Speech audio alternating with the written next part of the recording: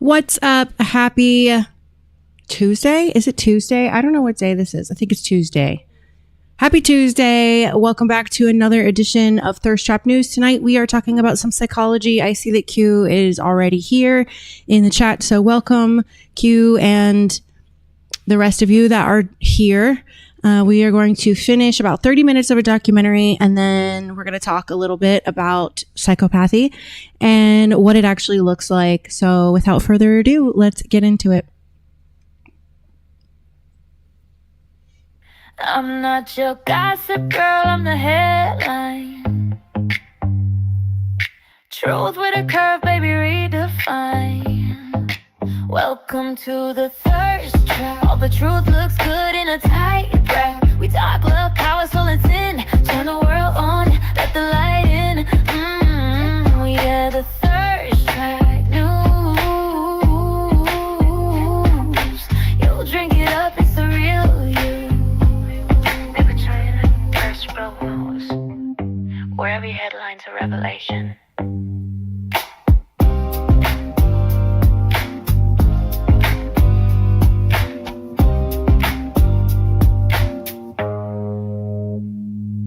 Good evening, ladies and gents, truth seekers, psychology nerds, patriots, and the people who clicked on this episode because they thought they were about to learn how to identify their ex.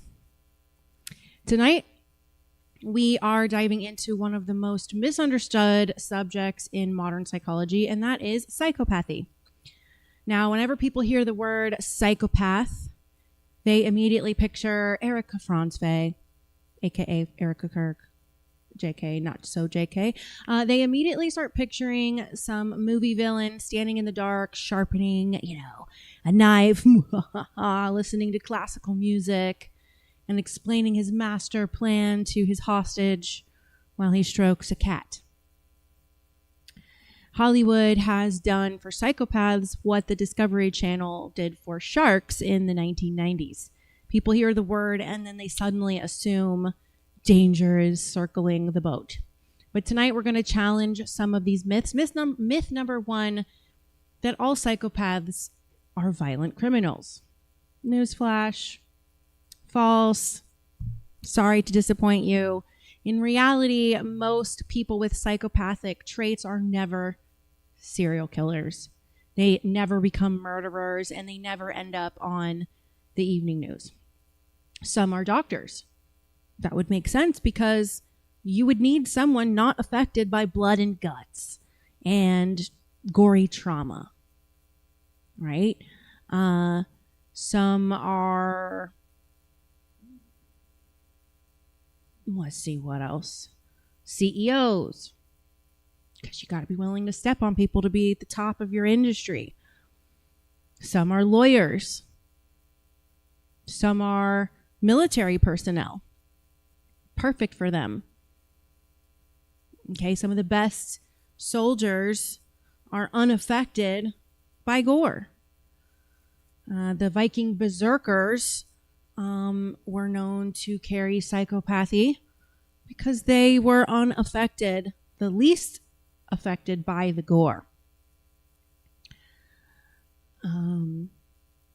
A lot of these people may work right beside you every day. A psychopath is not defined by violence at all. A psychopath is defined by a particular pattern of emotional processing. Okay? Emotional empathy differences, impulsivity, fear response, and interpersonal behavior. So you look at those things to determine whether someone is a psychopath. Think of it this way. A person can have poor eyesight without being blind. All right. A person can have psychopathic traits without becoming a criminal. Another myth. Here's myth number 2. Psychopaths don't feel anything. Not exactly true. Many researchers actually believe that the psychopaths feel emotions differently rather than not at all. and that they can experience anger, excitement, pleasure, frustration, and attachment. Which is what made me say yesterday that I feel like that this girl might be lying a little bit in some parts of her story. Because she says she doesn't experience good feelings ever, only negative ones, but yet will explain good feelings. But it's less like having no emotional software, and it's more like having a different operating system. So before anybody, gets nervous, tonight isn't about excusing like harmful behavior whatsoever. It's about understanding it. And the moment we stop studying people we fear, we stop learning how the human mind actually works. So here's the irony of this. Many of the traits society praises in certain situations, things like fearlessness, decisiveness under pressure, emotional detachment during crisis, they overlap with traits that psychologists study in psychopathy. And the same traits that can become destructive in one environment can sometimes be useful in another environment. So that's why psychopathy actually fascinates psychologists so much. It's one of the clearest reminders that the human mind isn't divided into like good people or bad people. It's divided into patterns. So tonight we're going to explore one of the most fascinating patterns that science has ever discovered. So grab your coffee, grab your tea, grab your emotional support, conspiracy theory, and maybe don't diagnose your entire family before the episode's over. So let's step into the psychology of psychopathy. So what we're going to do is we're going to pick up where we left off. I'm going to back it up about 5 minutes just to help you remember, kind of what she was saying before we get into it. But before I do that, I'm going to go and look at the comments. What's up, Q? Good to see you. Hi, Crispy. Good to see you. Let's see. Thomas is in the chat. Welcome, Thomas. We haven't seen you in a bit. Ryan says, what's up, party people? Thomas says, I still have to cook dinner, meal prep for tomorrow, but too busy enjoying an old-fashioned. Yum. An old-fashioned sounds amazing. I haven't eaten enough food to have any alcohol. I would like some dinner. I just don't know when I'm going to get to it. But yeah. All right. So let's go ahead and get back into our video. Let me back it up to about the 25-minute mark. I'm going to let this video go at normal pace to really give me time to observe her behaviors, observe the way she says things, just to really absorb her so I can analyze her. All right, so let's get into it. What are you really feeling? Right now, little to nothing. I feel autistic people. This is about where I was saying to you yesterday. I think she's BSing a little bit. Are sociopaths, that autistic people can't feel. And that's not a narrative that I was intentionally trying to perpetuate. I was diagnosed with ASPD and I thought that I had it. And then recently they diagnosed me with alexithymia. And now I'm trying to figure out, well, like, how do I learn to live with alexithymia? If you wanted me to not mask, you should have told me earlier, by the way, because like I have to look in the mirror and like remember like, okay, like be like this, blink, like be happy. But like I have to kind of like remember like, okay, just be yourself. Like when I get home. Do you want me to get you a mirror? I can get you a mirror right now. A big one. I need like 5 minutes to decompress from the coffee, from the masking. But I mean, like, if that's what you want, sure. I just think it would be interesting to show how you want me to be real. How you change. Yeah. We can try it. I can edit it out if it doesn't work. think I wish you would have told me earlier. This is a weird If you don't want to do reaction. it, we don't have to. Next time. Next time. I call Next time, because bullshit. then I wouldn't drink coffee. There you Coffee go. is a stimulus, you know? I'm stimulant. stimulated right now. But like this cheery demeanor that you have now, you're smiling, you're laughing. What are you really feeling? Like Right now, little to nothing. I feel and that's got to be really kind of it's hell. it's hell. It's yeah. hell. It's hell. But You she can't has have a your heart- feeling about not feeling anything. So that's contradiction right there in and of itself. So weird. Broken. You can't fall in love. You can't No, get excited. no. You can't. You can That's even a get lie. sad. I don't feel positive emotions, but I can feel negative emotions. And that's part of the reason why I became a Christian, because I could so I could understand why psychopaths kill. I would never kill anyone.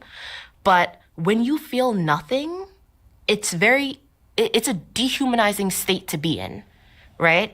And you feel like an object because you don't feel like a human, because you look at other people and how human beings are supposed to be, and you realize that you're not like that.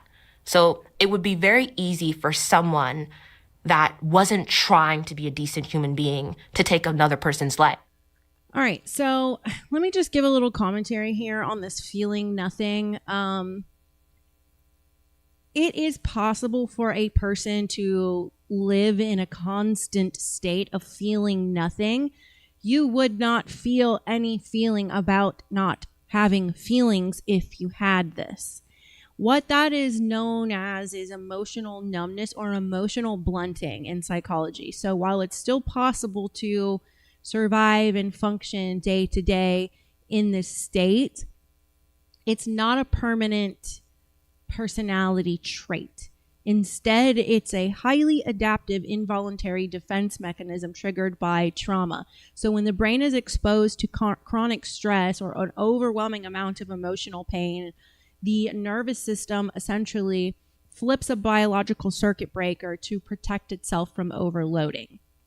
That would be the dissociative trait of feeling nothing. And when the nervous system perceives a threat,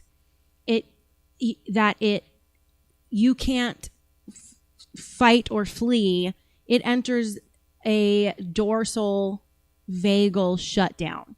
And this state manifests as kind of feeling spaced out, hollow, or just completely detached from reality. And prolonged emotional flatlining is a primary symptom of clinical depression, not psychopathy, or clinical depression or PTSD or complex PTSD or complex trauma. So this is a specific medical component of numbness where the called anhedonia, where the brain's dopamine driven reward system goes quiet, completely stripping away the ability to feel pleasure, anticipation, or joy.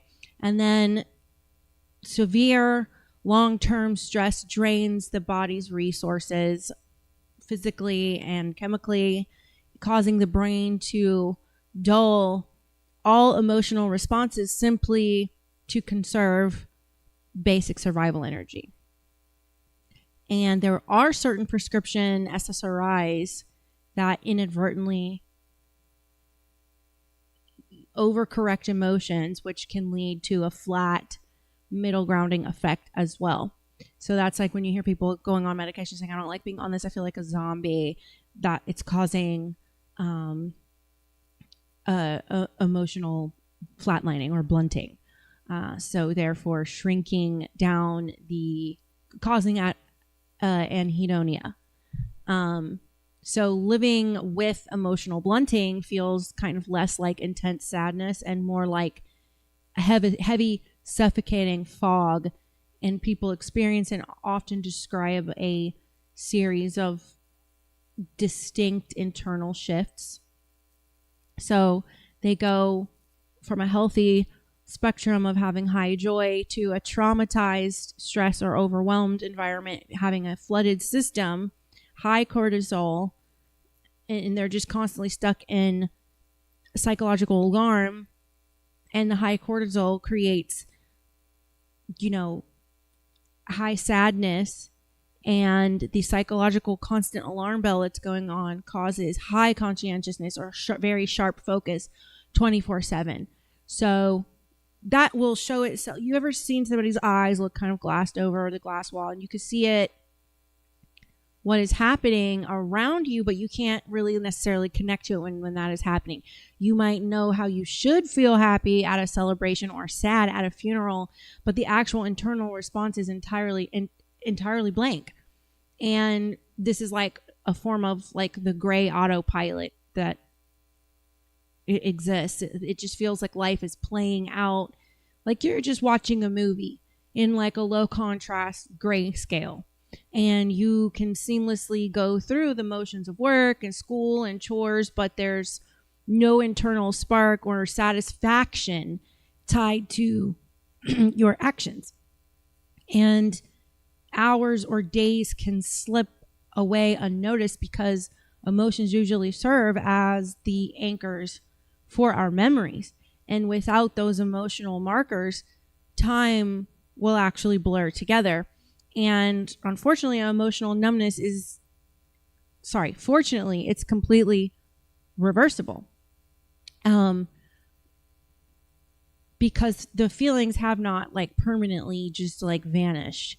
They're just kind of simply walled off in a psychological holding cell until your brain is safe enough to process them, which is why it's totally ridiculous that human males, there's a lot of them that have the belief that men don't need therapy. This is completely untrue because the brain is a computer and it does need its maintenance, and that's what therapy is for.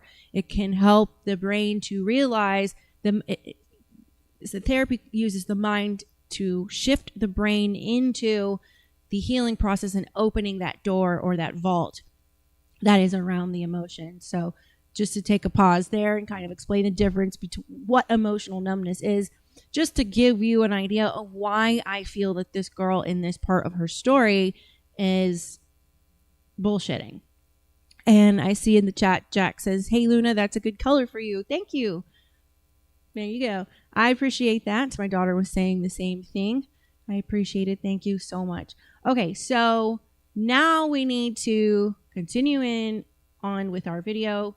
Let's get going. Because they're not viewing that person as a person, because they don't view themselves as a person, because they can't, because they're disabled, because the part of their brain that's supposed to be able to feel positive emotions is disconnected. So, God, sorry, what was your question? No, I just find it interesting. Like if somebody gave you a winning lottery ticket and you just won, I would pretend to be happy. $50,000, $100,000. You would not feel any joy? No. But you would pretend to? Yes. Because it's appropriate? Yes. Socially appropriate? Yes. And I would plan on giving my mother and my sister some of that. But I wouldn't feel anything. I recently did not recently, but a couple months ago, I did a collaboration with... psychopaths or antisocial, people that have antisocial personality disorder probably get a really bad rap because it's on a spectrum, I would imagine, and you're not a murderer or a killer or a... No, it's a disability. It really is. Okay, so what I'm going to do here is kind of show you a chart on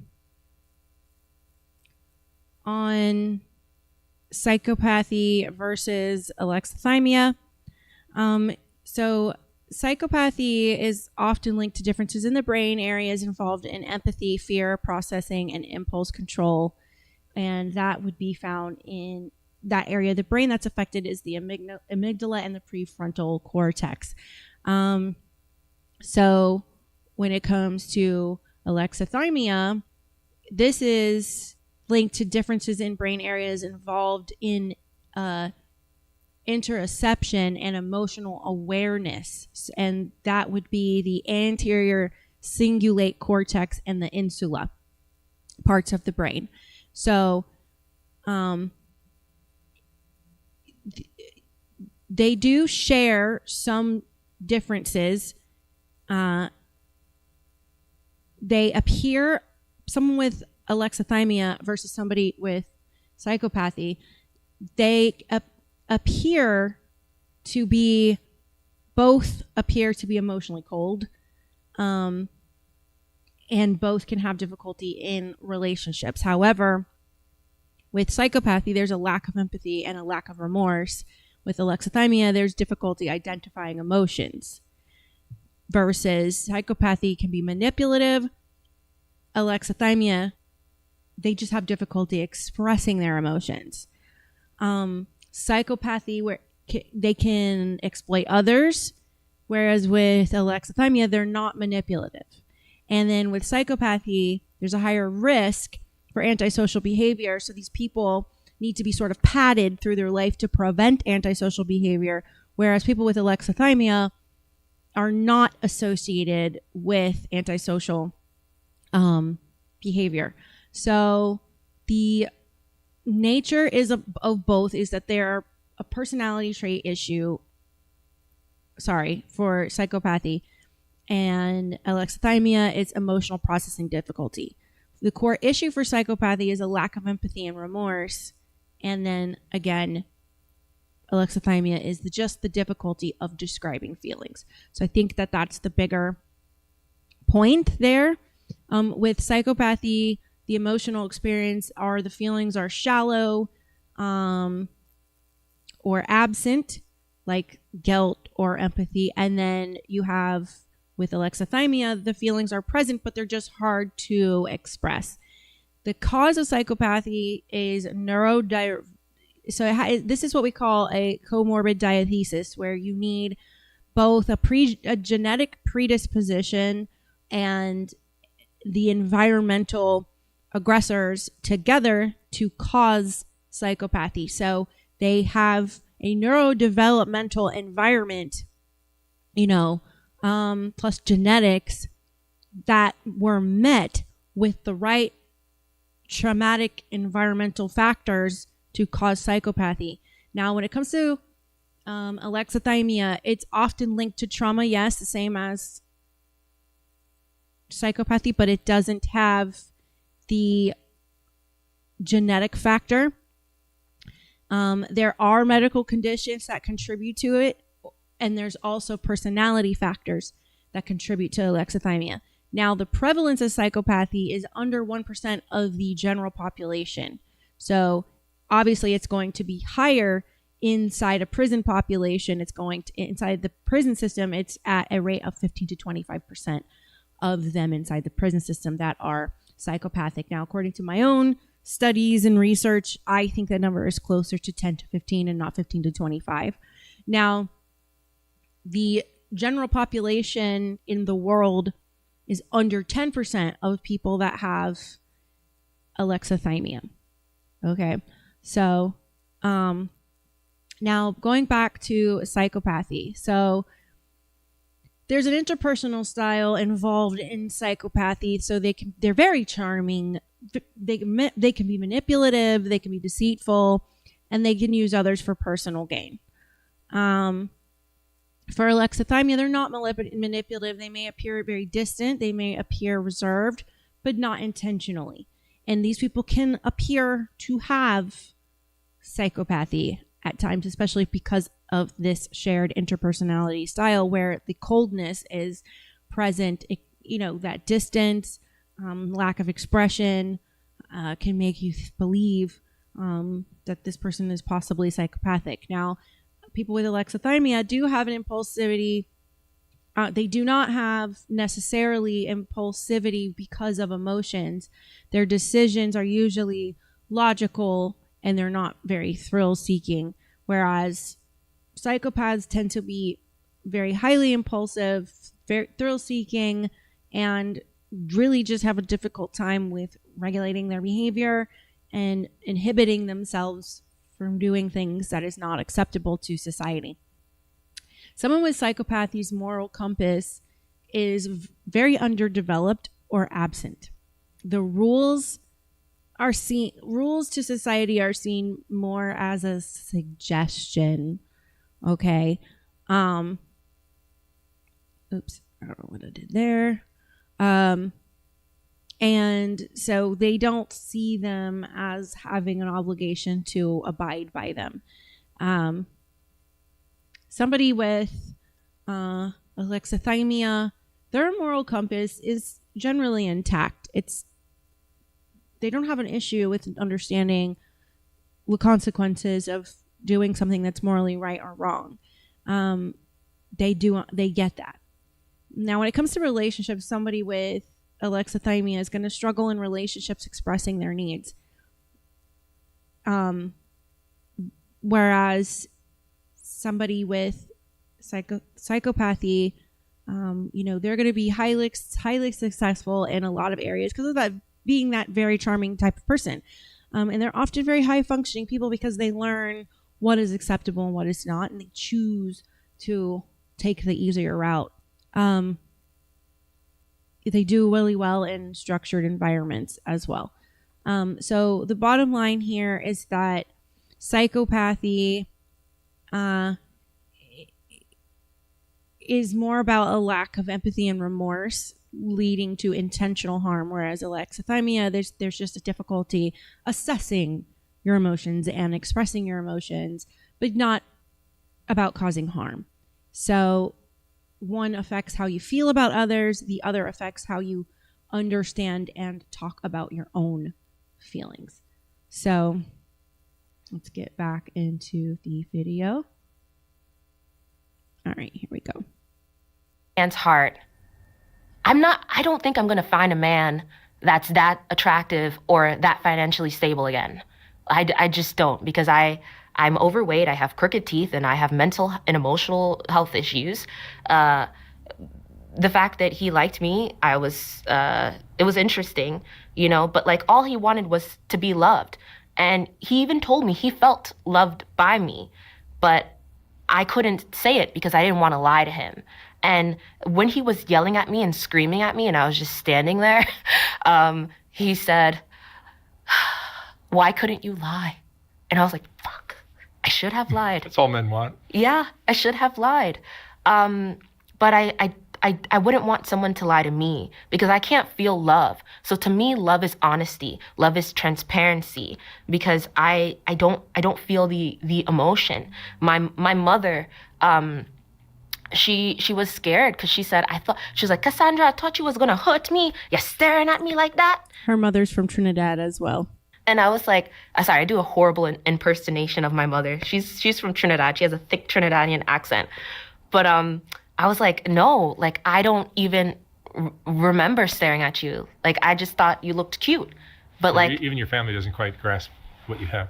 No, when I was younger, I would get slapped a lot. They would tell me to fix my face and they would slap me because I had a monotone face and I was staring at They people. call it a bitch face. Cute. Are you really looking at the color? Y'all are funny. Boys will be boys. Is that what they call it? Resting Thirst bitch trap face. news. Yes, I had a resting bitch face. And they did not feel comfortable around me. And they would just reprimand me, because that's how Trinidadians are with younger kids. If they're doing something wrong, they pop them in the face. And they usually say, "Fix your yeah, face. I told my mom, like, Fix if I your was face. displaying these Fix your face." atypical traits, why didn't you take me to a doctor? Because I'm in my 30s and I do not know how to have I've never had a boyfriend. I love her wig. I recently had my first hookup, and even the that right was side is a little jacked up, but it needs to be brushed out. But nice fro. unpleasant. And I only did it because everyone was, I fell into the peer pressure because they told me, like, it will make you feel better. And I did it and I felt nothing. And also that other guy, I heard that hookups don't really turn into relationships, but he wanted to turn the hookup into a relationship. And I told him, I don't feel anything for you. I was using you as a masturbatory aid. So you've had two guys now who kind of developed feelings for you and you had nothing to give them. Well, the first one, I was really trying. I was really, really trying. And I did everything correctly. I was kind. I listened to him. I cooked for him. I tried to make his life easier. Correctly. But he that is so interesting to me did everything correctly. So that kind of goes back to what I was saying. Psychopaths will watch and observe what is acceptable behavior and what is not acceptable by their societal matrix around them, the people around them, and they will do the correct thing when they want to get along. He wanted me to be authentic, but he also didn't want me to lie. And I was masking with him, but I was trying to be as authentic as I could be while masking my neurodivergence and my atypical traits. And he just, I should have known that he just wanted me to just, I wish that he was honest with me. And he said, Cassandra, I want you to be how I want you to be. Like, don't try to be yourself. I would have been like, okay. And I would have done that because we wanted the same things. We wanted to get married. We wanted to have kids. And there goes like, back. I wanted those things with him. That's in the logic space. Those are not emotional things. Those are logic space. You hear all the things she mentions are checklist things. And because he's like a nerd. He's very finance bro. No, but guys, I think are susceptible to girls telling them that, oh my God, you're like the smartest man I know. You're so funny. I love you. You have the biggest feet I've ever seen. Yeah. All that stuff. Yeah. Men will buy that shit. Yes. And I would have done that if he didn't tell me to be honest with him, but he told me he wanted honesty. So when a person with psychopathy states that they were doing like the correct things, they mean that they were successfully executing the transactional scripted behaviors required to mimic a normal human being. She said that a few times. That tracks alongside with psychopathy. It also tracks alongside with autism and ADHD. So, psychopathy is also neurodivergent. It's under the neurodivergent umbrella. So it's redundant to me to say neurodivergent psychopath interview. That's how they have it titled, because that's how she refers to herself. But being a psychopath is neurodivergent, and it is also on a spectrum. So she's got 2 diagnoses that are on a spectrum. A lot of times people can be like, no way, I never would have thought you were a psychopath, or no way, I never would have thought you were autism. I'm autistic. I'm on the spectrum. People would never guess that. It took 40 years of living for that to even come up in conversation with my doctors. With women, it's like harder to tell, especially if you've been through a lot of trauma. But the kind of the crazy thing with women is that have autism, they get treated badly when it's unknown by the parents or other family members because of their emotionality seeming to be unregulated. And so they get kind of treated like a whiny little girl. And then you get the dog chasing its tail effect, because now they're getting more traumatized because they're being treated badly, because they're being mislabeled. And I'm not really huge for labels, but I do believe that having an understanding of something helps you adjust your life. So because individuals with psychopathy lack effective empathy, empathy is the biological, so meaning a chemical response to your thoughts, the biological capacity to feel what others feel via mirror neurons. They view human relationship not as emotional connections, but as like logic puzzles or strategic games. So to them, correct does not mean morally good or genuinely kind. It means they correctly followed a behavioral script to achieve a specific outcome. And to understand this mindset, you have to look at how a psychopath navigates the social world. So while they can't feel your emotions, high-functioning psychopaths possess excellent cognitive empathy. Cognitive empathy is the intellectual ability to read social cues, calculate what reactions are expected of them, and then predict how others will respond. So the mask of sanity is a phrase that was coined by psychiatrist Hervey Cleckley. This describes the carefully constructed persona a psychopath wears to blend into society, doing the correct things means keeping this mass security blanket in place by mirroring the etiquette, the phrases, and even the facial expressions of other humans around them. And, you know, for example, if they buy a thoughtful gift, or they comfort you when you cry, or they help you move, they're doing it because they know it is socially required. Socially required input to maintain their status with that person, to keep trust, or to gain leverage. And it's basically a formula in their mind. So input equals expected output. So when a psychopath says something like this about correct behavior, especially during a conflict or a breakup, like what she's talking about here, or after getting caught in a lie, it usually highlights a profound sense of confusion or resentment. And their internal logic breaks down into a very rigid formula. So that would be the social input of, I said the right words like she was talking, and then the mask, I followed the script. So I said the right words, I followed, I bought the gifts, and everything's gone according to plan. So if they perform this script flawlessly, then they genuinely do not understand why you're still upset, why you're suspicious, or hurt. In their mind, they paid the required social currency, so they should automatically receive the reward, which is your forgiveness, your compliance, or your admiration. So let's continue.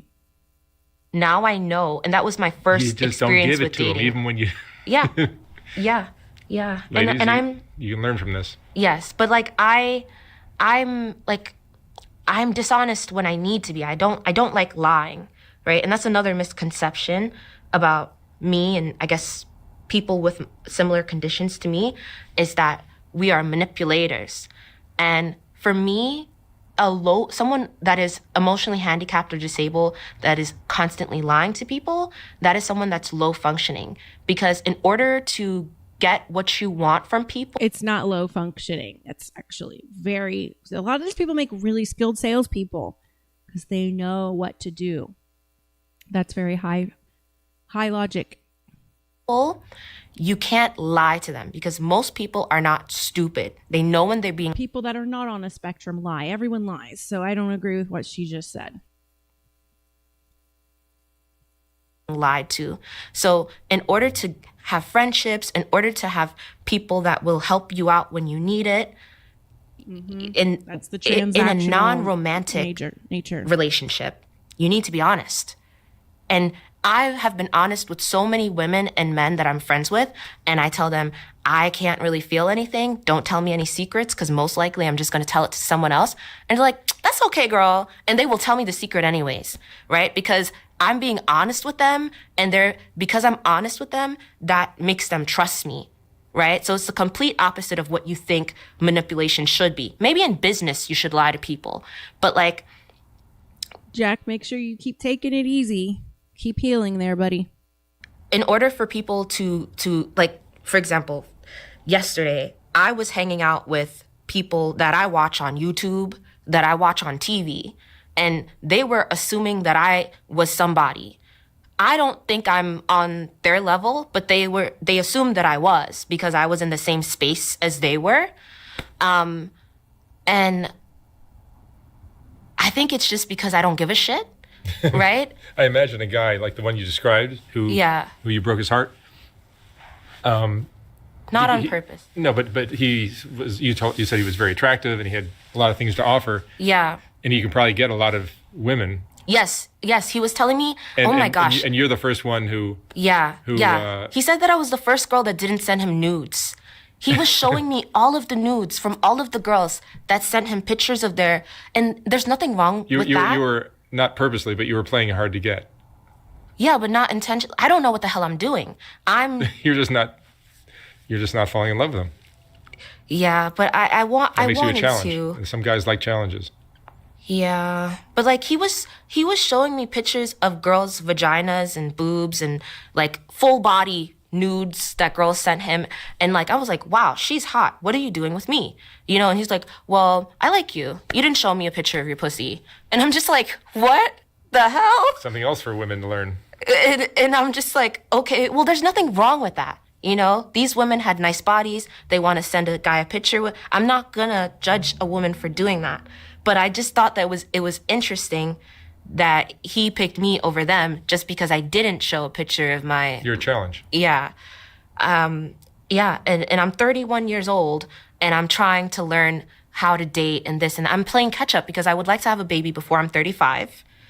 And that means that I have to understand. Do you think you'll love your child? Before I deleted my Instagram, I messaged Patrick Gagney, which is a woman that has ASPD, and she has children, and like she has a husband. ASPD again is antisocial. Antisocial personality disorder. It. I would say it's all under the umbrella of emotional handicaps. You would still say you have antisocial? No, I don't, because I don't meet the diagnostic criteria for ASPD, but I would say that I am emotionally disabled. Right. I have an emotional handicap. And I wanted to know, like, how does she love her child? Because I think she loves her children, but she never messaged me back. But that's fine. I like her a lot. I like Emmy Thomas. I did a collaboration with Emmy Thomas, and they're both women that have came out the closet about having emotional handicaps, emotional disabilities, and I kind of like look up to them because I think like until recently, ASPD, alexithymia, anhedonia, dysthymia, like all of these CPTSD, like all of these emotional handicaps were demonized. And I think the only reason why people are like being empathetic towards psychopaths, sociopaths, alexithymics, dysthymics, and people with anhedonia is because more women are being diagnosed. And I know that is going to rub people the wrong way, but like for the past year, I've met a plethora of men that have the same condition, and they said, yeah, I've just been suffering in silence, right? So like women complain about men being emotionally unavailable, and like when a boy falls on the floor, like a parent would be like, man up, don't cry. And like that can form into alexithymia, like being disconnected from your internal emotional state. Do you ever have feelings for your like creative projects or work or anything like that? No, and it is hurting me. That's because gonna be horrible. Yeah, I deleted my Instagram and my TikTok, and I had a huge following, and I didn't care. And my friend Joseph was yelling at me. Do you worry about being liked by others? I want to be liked by others. Do you want the approval of others, or? I want to be liked by others. I want the approval of others, but if I'm going to be honest, I don't care. So it's a blessing sometimes. Yeah. I've had people tell me like that must be so peaceful to be unbothered. It must be so peaceful to not give a shit. Peaceful, yes, but risky, because this kind of a person could come in contact with the right scenario can become something very scary. I think the reality of it is probably very empty. It's very empty, and it's not peaceful at all. It's part of the reason why I have high blood pressure and I overeat, because I look at people being in love. I watch love movies even though I don't feel anything when I watch it, and I want that. And that's why you are contemplating. Yeah, I was denied twice. I applied for MAID, medical assistance in dying. In Canada, they denied me because I'm not a Canadian citizen and I don't fit the requirements. Although there was an autistic woman in the Netherlands that applied for MAID, and I believe she was approved, but somehow I'm denied. But that's okay. You got to turn off your acting skills because you come off as very healthy and cheery. Mm-hmm. He's giving her but if you come off as very well on adjusted. how to have a medically assisted suicide. Oh my God, he doesn't even realize what he's doing. Oh my goodness. Yes, but okay, so I started masking highly like I am right now at the age of 25 when I was diagnosed, and I started reading books about emotional intelligence. Before the age of 25, I had people threaten to beat my ass for just existing. Because you just stare at them with no expression. Yes. The resting bitch face. Yes. And I've had people threaten to fight me. I've had people threaten to kill me and I wasn't hurting anyone. No, but with men, if a man is at a bar, let's say, and he stares at another guy for 3, 4, 5 seconds, there's a fight. There's a fight. That's what, okay, so. And maybe with women it's a little different, but. Yeah. There's some of that same kind of thing. Well, women talk more than they fight. And I've had women scream in my face. And I just like, I'm like, okay, hit me. You said you're going to fuck me up. And they don't do it. They don't do it.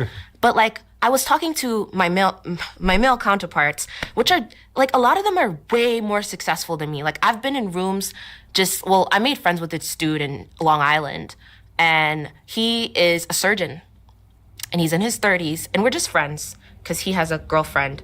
And he was like, he showed me this world, right? This world that I knew existed, but I didn't really know existed. And I'm just like, wow, you guys have it so much better than me. And they're like, Cassie, if you were a man, you would have killed yourself already. Like, cause I've just been coasting through life. And they're like, they were straight up with me. They're like, the reason why anyone has any sympathy for you is because you're a woman with this condition and maybe because you're Black. And I was like, I don't know if that's true, because like, I feel like people, like I'm at a lower state socioeconomically, like I'm, struggling. And they're like, yeah, but if you were a man, even if you, and this is like most of my friends in New York are like white dudes, and it's kind of odd because like I do feel weird just being around like finance bros and like dudes that work in tech, but like these are the people that are high functioning autistic with alexithymia that I've met that are successful, because I'm not going to be around somebody that is not masking, because that means that they're low functioning. And I don't want to put myself in a room alone with someone that has low emotional intelligence. It's a curse to date somebody like you. Yeah. Oh my God. The dudes that I talk to that have a similar psychological profile to me, they are living very interesting lives. That's okay. So I'm not going to say names, but like, I know this one dude, and this is the dude that I hang out with, and that like has me hanging out with other dudes. Should I talk about this? He's not a bad person. He's not a bad person. You're not naming names, so. Yeah. So when he emailed me. He emailed me at chocolateautism@gmail.com. My friend Joseph, my gay bestie, helped me come up with that email. And he was like, hey, I saw your interview with Special Books by Special Kids, and like I live in New York and you live in New York, and we should grab a drink. And I was like, okay. And then we met and we were talking, and he has a girlfriend and he has a good job and he's close with his family. And I'm like, how the hell are you capable of doing this stuff? I've been struggling to achieve this, And then he told me like how he lets go of his anger, because he's had a similar life than me. And I was told that dudes that look like him have it easier than me. And maybe he's like, I live in a low income, high crime neighborhood, unfortunately. I'm trying to get out of that. But like, he lives in like a middle class, low crime area, right? So I was like, oh, you have life better than me. And he was like, Cassie, when I was young, I was SA'd too. And I was like, what the fuck? Like, cause I was like, but you're a man, And then I was like, oh crap. I shouldn't assume that men don't get sexually assaulted, Probably just almost as much as women. Yeah, but they don't talk about it. They don't talk about it. Men don't. Boys don't talk about it. Yeah, and he was telling me like his girlfriend and him have an open relationship. With his girlfriend, he makes love to her. With his family, he is kind to them. He's loving to them. Like with his friends, with his coworkers, he puts on this mask of normalcy. And then he was telling me like, he's on this website called FetLife. Right? And he was like, I do have dark urges and I need to let them go, because if I keep them in, then I'm going to be a fucked up guy. And I was like, okay. Because if I did have a fight or flight, I would have probably left the room. Thank God that he's not a bad person, right? But he was telling me that he engages in consensual non-consent with women, right? In order to let his sociopathic urges out. Just to address the chat here for a minute. So antisocial behavior, antisocial disorder, it doesn't mean that you don't like people. That's just more like being an introvert. What antisocial disorder, so let me compare it to psychopathy. So antisocial personality disorder is a very broad medical diagnosis, whereas psychopathy is a highly specific personality construct. So the difference here is antisocial personality disorder is diagnosed by a psychiatrist using the DSM-5. It has very overt, there's certain behaviors that are overt in someone with antisocial personality disorder. They're usually involved in criminal activity, a lot of lying, a lot of aggression. Whereas someone with psychopathy is very charming, still manipulative, and emotionally cold. Now, an antisocial personality disorder, they feel anger, they feel frustration, and sometimes basic regret. And the behavior style of someone with antisocial disorder is often erratic, hot-headed, disorganized, and impulsive. And there's roughly about 1 to 4% of the population, general population, that has antisocial disorder.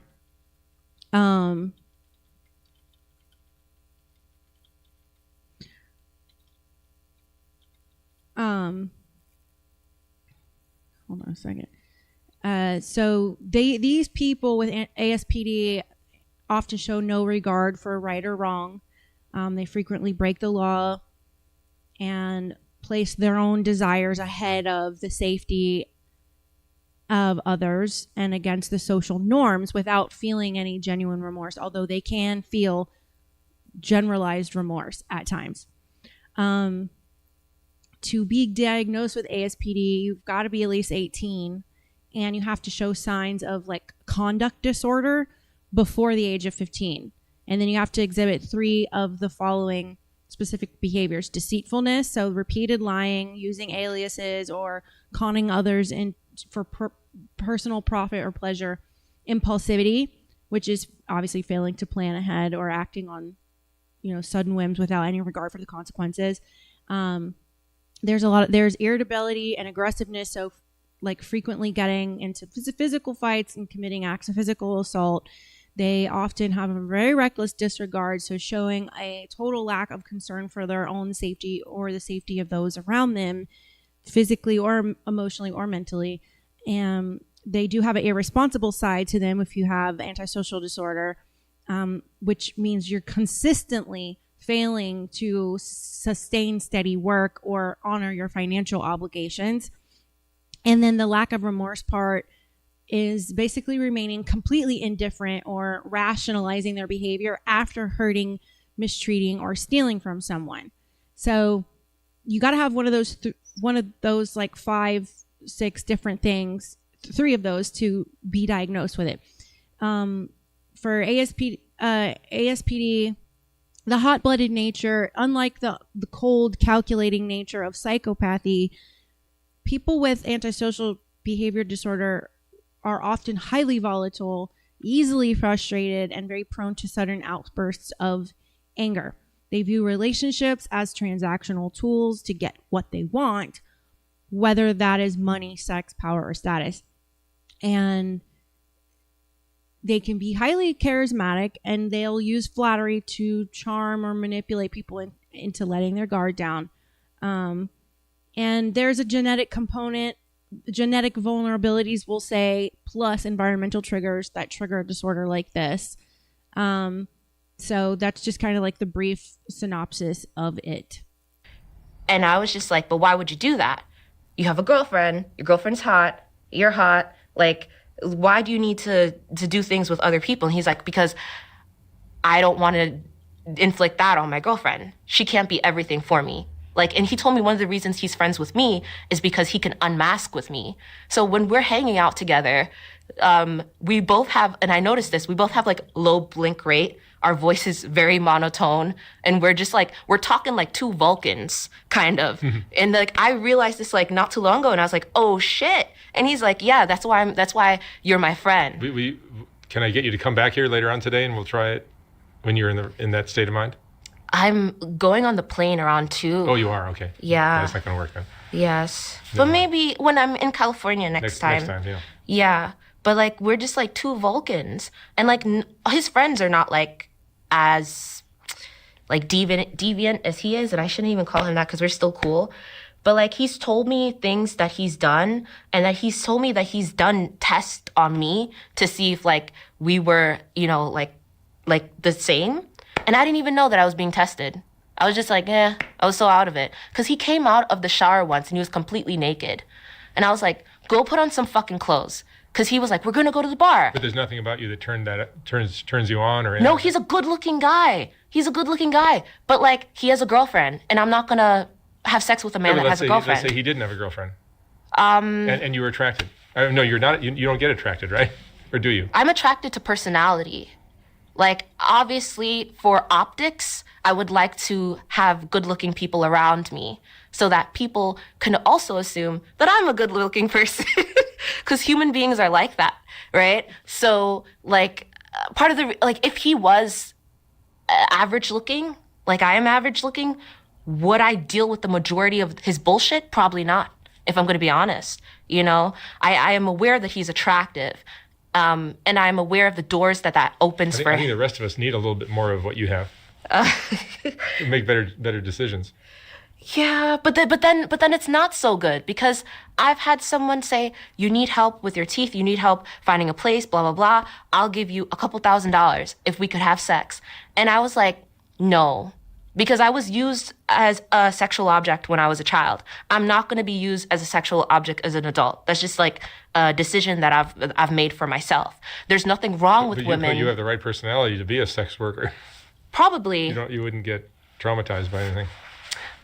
Well, or would you? I think my assault and trauma. So I think sorry, I drank so much coffee. I think my experience with childhood SA, in a way, has traumatized me because my amygdala is not working. Oh, you think maybe it was caused by that? Yeah, I think of course, I think that it has something to do with that. For sure.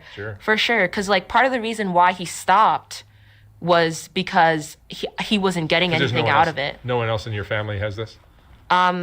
I don't know, because my dad and I don't talk. Like, we just don't talk. And my mom talks about my dad like he might be a psychopath. Because my dad has, I think he has like 10 or more kids all around, you know? So. And you can raise your kid up. If you are a parent with like borderline personality disorder or psychopathy or antisocial disorder, your behavior can cause your child to have the same disorder, because that is the type of environmental modeling that the child will absorb and then inherit the same disorder. So it's like why would you do that? You know, he was with my mom because he needed a place to stay. He left my mom because my mom is a Trinidadian woman, and when she found out that he was cheating on her, she hit him. Yeah, that's a Trinidadian woman. Trinidadian women are very strong women. Yes, they are. Mentally, you know, whatever. But he left my mom, and then like he got with another woman, and then he left her and he got with another woman. And this was during my childhood. So who knows how many children he has now. So I don't know if my father is a psychopath. We don't talk. When I was a child, he was mad. He was mad that I was developing. I hit puberty and I started to develop breast. And around the time he left is when I started getting molested. So like so I kind of blame him for getting molested, because I was like, maybe if he was in my life, that would have never happened, you know? But just the simple fact that like that, because we were very close. My father and I we were very, very close. Her story is so much like mine, and I did not know that when I picked this to show you guys. I haven't watched this previously. I'm watching it real time with you guys. This is crazy. This is like listening to me speak, and it really makes me realize how lucky I am that I didn't end up with a lot of these issues that people with very serious trauma end up with. I think I attribute that to my relationship with God. I think has really kept me sane through a lot of insanity around me that I could not control. But yeah, so Q, you know us all love here. I'm super happy you're part of my tribe, and I like all kinds of personality types, and I love Q, your personality, just the way it is, what you bring to the energy you bring to my chat. You're very sarcastic, facetious, and you're just there to keep things lively, and I appreciate you just the way you are. And Crispy, I can totally relate. I've been through a lot, so I can relate with a lot of what you guys are saying. And I just feel very lucky that I do have problems because of my trauma and growing up in a cult and all of that. Of course, I have dissociative issues. I have rage issues. I guess you could say I have some antisocial traits. But that's why I went and put myself in recovery, because I just realized my connection with my higher power was getting a bit weak, because constant trauma and chaos around you is like a lot of static on your TV screen. You can kind of see the image through the static, but it's getting blurry and faint and distant. And so going to put myself in Al-Anon, which we're supposed to be anonymous, but I don't really care, because I was a child raised by alcoholics, and had all my partners were alcoholics or addicts, all my friends, everybody around me. And so I put myself through recovery and put a lot of this stuff that I deal with into remission, but it does rear its ugly head sometimes, and you don't realize that you're slipping into like this very negative flow. And I'll have this like moment where I don't like myself, and that's like usually my trigger where I'm like, okay, I need to straighten up here. So yeah. And when I started to hit puberty, he just couldn't have a father-daughter relationship with me anymore. He just left. And he was cheating on my mom, and my mom kept on hitting him. So maybe that also had something to do with it. Do you have like a favorite movie, favorite song, things like that? No. I have never felt connected to music. I feel nothing when I listen to music. I feel nothing when I watch TV. When I was trying to date the guy that I was trying to date, I remember one night he slept over, and we did engage in a sexual act, because he was like, I want to make you feel good. I want you to have positive associations with sex. I'm going to go down on you. And I was like, okay. And then he just got tired because like nothing was happening. So I was like, okay, let's watch TV. You weren't turned down? So when I was a child and when I was being abused, that person was doing, fucked up stuff to me, and in my mind, I was like, I don't want to be, like, as a child, I was like, I don't want to enjoy this because I don't want this. This was something that was being done to me that I did not want. So I would think of like, when I was in Trinidad, I saw a pig get butchered. So I would think about like a pig being butchered. Like I would think about like people dying so that I didn't get aroused by this pedophile. And yeah, I think like that has affected me as an adult, because I'm 31 years old and I've never had an orgasm. Jesus, childhood sexual... You said Jesus Christ. Childhood sexual abuse is like the worst thing. Yeah. It's just the worst. Yeah. I never realized how much of it there was until I started doing these interviews, and I realized how many people have been through that. Yeah.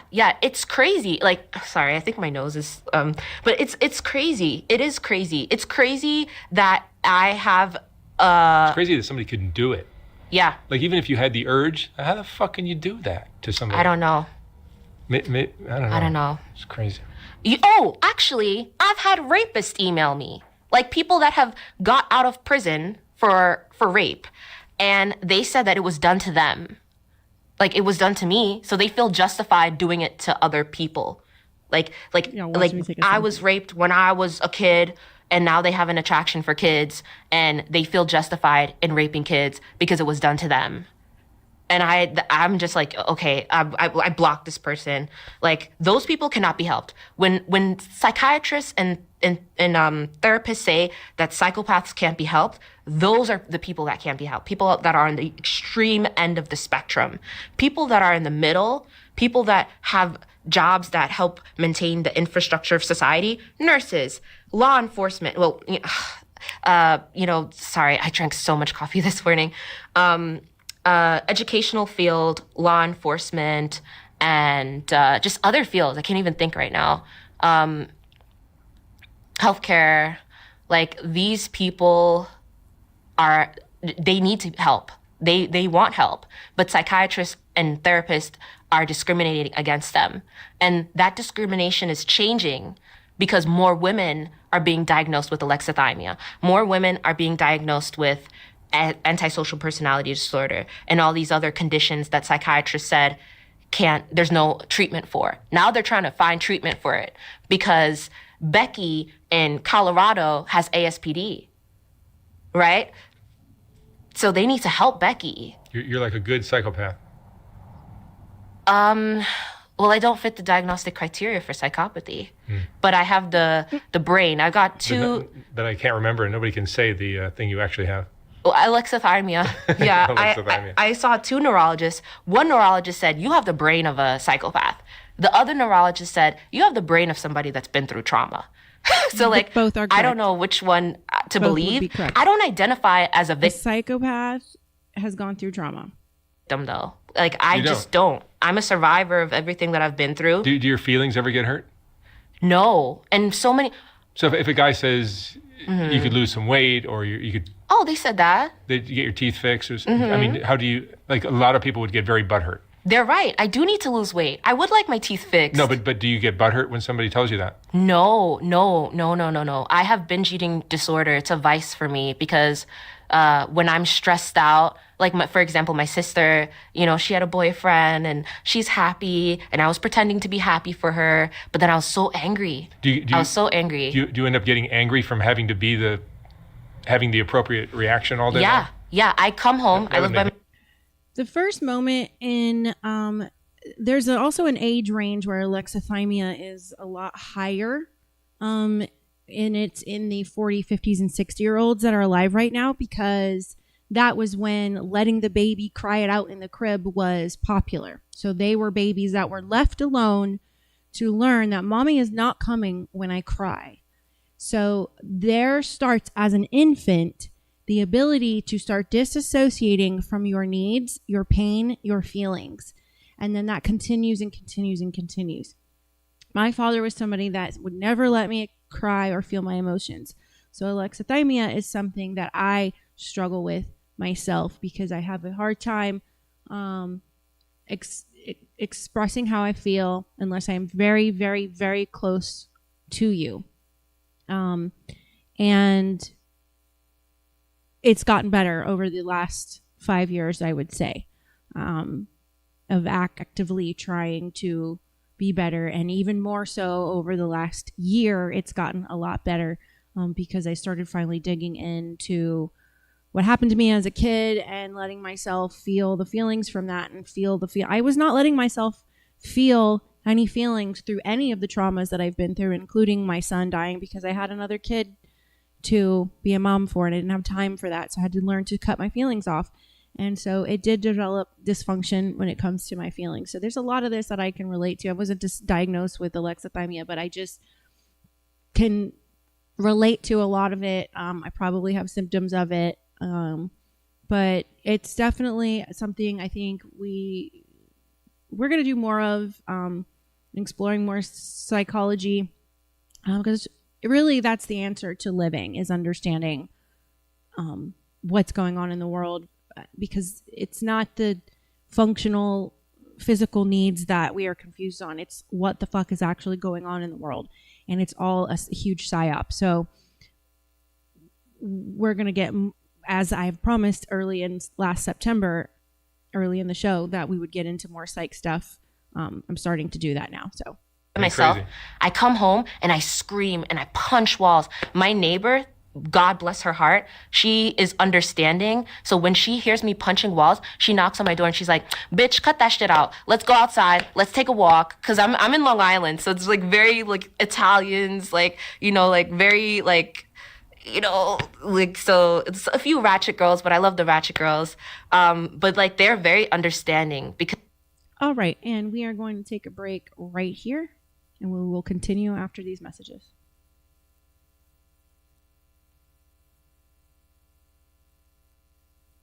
We hear a lot about crypto, but here's the part most people miss. Crypto was created so you could actually own and control your money. After the 2008 financial crisis, Bitcoin was designed as an alternative to banks. So instead of a bank holding your money, delaying transfers, or limiting access, you're in control. And if you've ever had to wait for a transfer to clear, you've felt that problem. Now, fast forward to today. Everyone's heard of crypto, but getting started still feels complicated. That's exactly why I use Rumble Wallet. It takes all that complexity and makes it simple. Choose what you want: Bitcoin, dollar-backed stable coins, or even digital gold backed by real gold. No complicated setup. It connects with your MoonPay so you can use your credit card, debit card, or bank and be up and running in just a few minutes. And once you're set up, you can even support your favorite Rumble creators like me directly. So do this now. Scan the QR code or click the link in the description and download Rumble Wallet. From there, you can set up your wallet, tap buy, and you're in the game. In just a few minutes, you can go from hearing about crypto to actually owning some.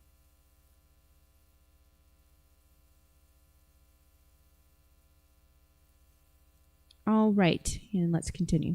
Because like they've been through what I not to the extent that I've been through, but like they kind of like know, like They can relate. yeah, like they're like, Cassie is unwell. She's not unhinged. No, but like a lot of African American women have been through so much crap. A lot of poor women have been through so much Yeah, crap. that too. Yeah, this is what I'm learning because I went to group therapy. And it's true what she just said.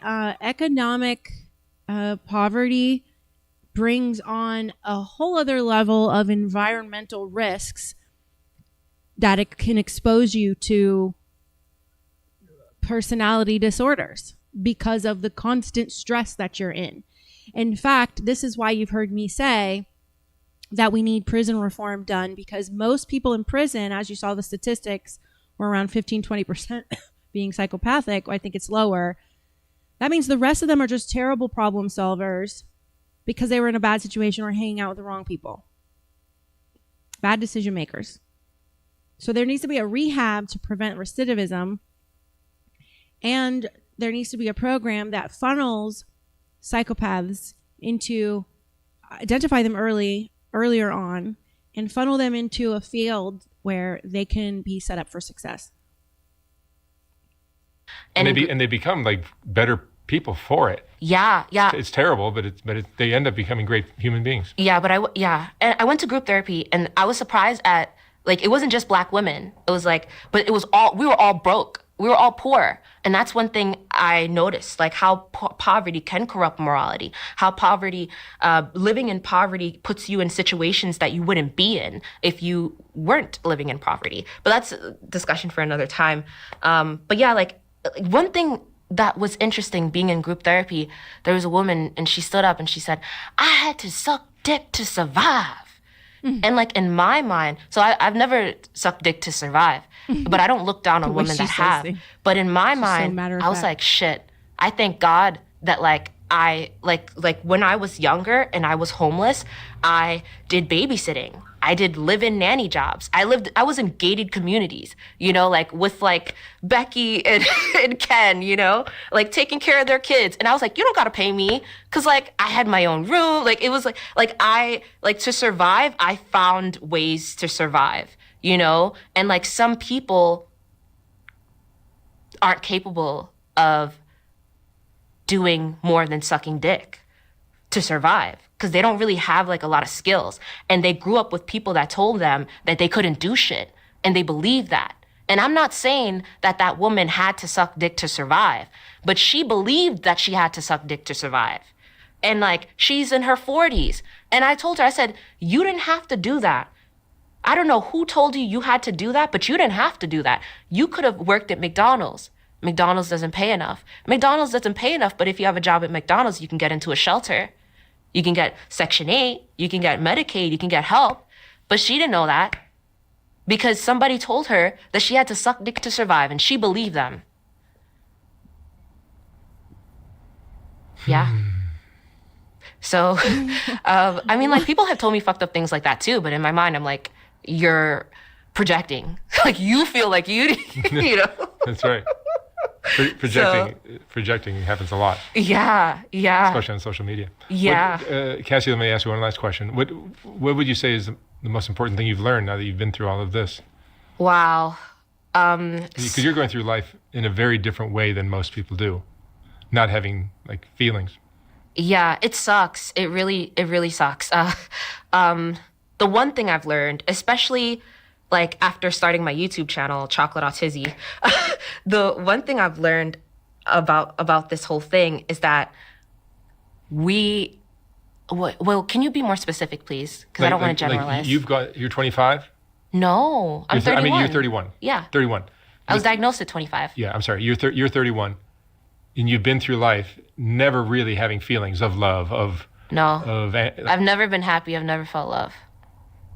What have you learned going through life like that? Because very few people have experienced. I wonder what have. she would say if the interviewer would ask her, "Do you love your parents?"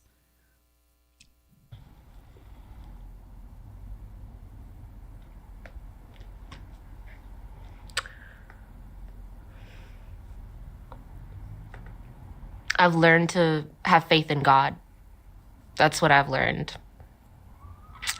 Mm-hmm. I hope and I pray that one day God will help me to be able to feel love and to be able to feel happy and to not pretend, because I know that I'm a good pretender, and there are people that will write in the comments, she doesn't have alexithymia, because there were people that were saying, oh, you don't have ASPD, and like I have had my brain scanned, my amygdala is fucked, it's not working. Do you ever cry? Oh, that's good. That's a good question. I don't just sit and start crying. Like, I wish that I could film one of those crying videos. I did once. I deleted like over 100 videos from my social media. Crying happens automatically. Like, excuse my language, but crying is like a fart to me. Like, if my body needs to cry, it will start crying. Like, I can't force myself to cry. Like, no, I'm not. No one. I don't think. And maybe an actor can force themselves to cry, but yeah, most people feel this emotion from something. Yeah. Whether it's a song or somebody saying something to them or whatever. Yeah, emotions are tied to memories, and because my prefrontal cortex isn't working as it should, I have problems with memory because memories are tied to emotions. So you don't cry. Sometimes I wake up from sleep and there are tears running down my face. Really? Yeah. I mean, they're like that guy that called me a femcel. That made me cry. And then I thought, oh wait, I'm doing TikTok. I should grab my camera. So maybe you're just burying your emotions very effectively after the sexual abuse you went through when you were 9. They are very buried. They are so buried. I can't even access them. Yours are so buried you can't even access them. No. That's what it sounds like. Yeah, because like my mother, we were outside and there was like a guy pulling up in a car. I'm not a doctor, but I play one on YouTube. You're funny. That was fake too. I'm sorry. I always like laugh. So that laugh right there is fake? Yes. That's scary. This is why my own mother is afraid of me. That's why the guy fell in love with you. Because you're very likable. How do you know that people are connecting? One of the best ways to know that people are connecting is through laughter. Because I can't like create genuine emotional connect, because I can't share emotions with other human beings. I have to fabricate a connection. One of the ways that I fabricate connections with people is through laughter. And that's one of the reasons why I was diagnosed with ASPD, because the lady that I was talking to, she was like, why do you feel the need to manipulate other people? And I was like, I don't feel the need to manipulate other people. I feel the need to fit into society. And if I want to connect with other people, I have to laugh. A lot of people think that I'm a chubby, jolly, chocolate lady, and I am completely dead on the inside. I'm friends with guys that I probably shouldn't be friends with, if I'm going to be honest, that are also completely dead on the inside, but they've turned it into an advantage. And it's very hard for someone like me to turn Machiavellian traits to make Machiavellian traits advantageous. So yeah, but I have faith in God and I pray. And some people, they're like, how can you believe in God if you don't feel anything? And I'm like, And that's one of the reasons why I have to believe in God, because I don't feel anything. Like, I would be in a jail cell or dead if I didn't, like, part of my moral compass is my religion. Part of my... So I would say she is psychopathic, and antisocial, and has a touch of the alexithymia, for sure. My moral compass is the laws of society, my religion. She has a moral compass, so that doesn't track with antisocial disorder.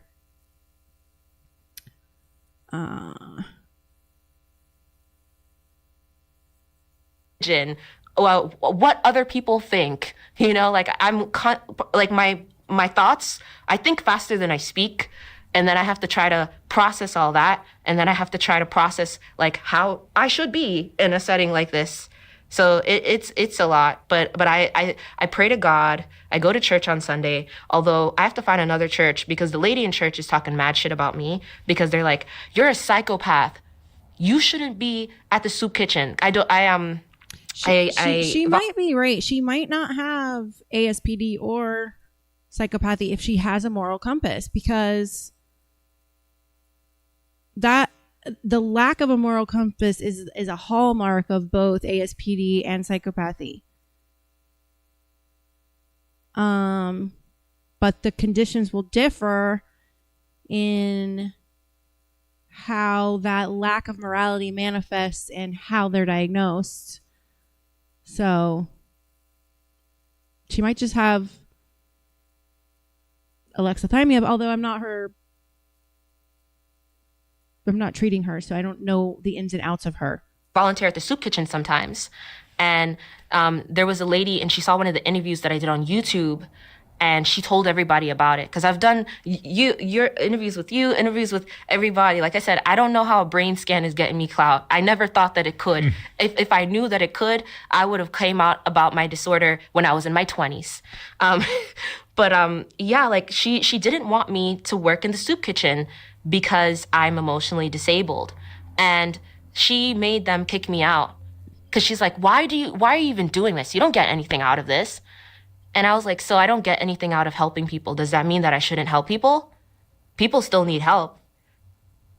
And yeah, but they told me that I couldn't volunteer anymore. Is doing anymore. a good deed for someone, like someone in need, and you're buying them lunch or you're making food for them or whatever, does that make you feel good about yourself?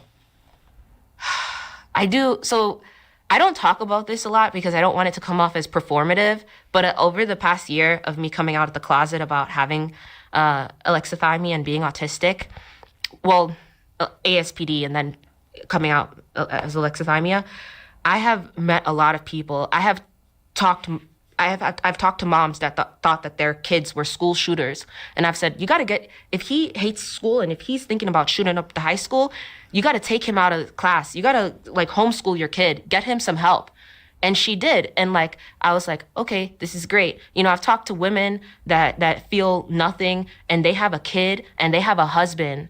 Abigail in Montana got a kid and a husband, and she emailed me that she doesn't feel anything. And I'm like, well, you need to go to therapy. Mm-hmm. Maybe, you know, try to figure out why you don't feel anything. So I do a lot for the neurodivergent but like community. when you do something kind for someone, helping a little old lady cross the street, does that make you feel good about yourself? Or? No. Wow. I feel it's not that it doesn't make me feel like it doesn't make me feel bad. It's just it doesn't make me feel anything. Like I do things and I'm overtly kind and I try to like do like more than I should. And that's what part of the reason why nobody believes me when I say that I don't feel anything, because I'm compensating for the fact that I think I'm a bad person. And is this there you go. Even though I'm trying to just hit the nail on the head. She knows that this diagnosis is going to have a stigma to it, and people are going to assume she's not a good person. So that looms over her, and she wants to show society she's not a bad person. Do good things. Your diagnosis again? I am diagnosed with autism spectrum disorder. No. What's the one that I can't pronounce? Alexithymia. Alexithymia. That is genetic, or is it caused by some traumatic event in your childhood? So you have to have both. It's called a diathesis. I don't think they know the causes of alexithymia. See, it sounds to me, after everything we just talked about, that it sounds to me like you're a victim of childhood sexual abuse, Yep. the trauma. Survivor That's of what childhood has sexual caused abuse. all of Yeah. this. That is what has caused all of this. A child, especially a female child, going through a traumatic experience like that is, first of all, the pain is just awful. You have to disassociate. You have to leave your body when you are being forced to do something like that. And that is where it all starts. And I bet you I bottom dollar that's where it all started for her. You have to have the right brain architecture, the right chemical mixture, met up with the right environmental trigger. It's called a diathesis. Remember that word. Personality disorders are caused by a diathesis. A personality disorder is not the same as a disorder of the brain. So bipolar is not a personality disorder. That is a chemical imbalance. DID is not a disease like bipolar is, because that's a chemical biological disease of the brain.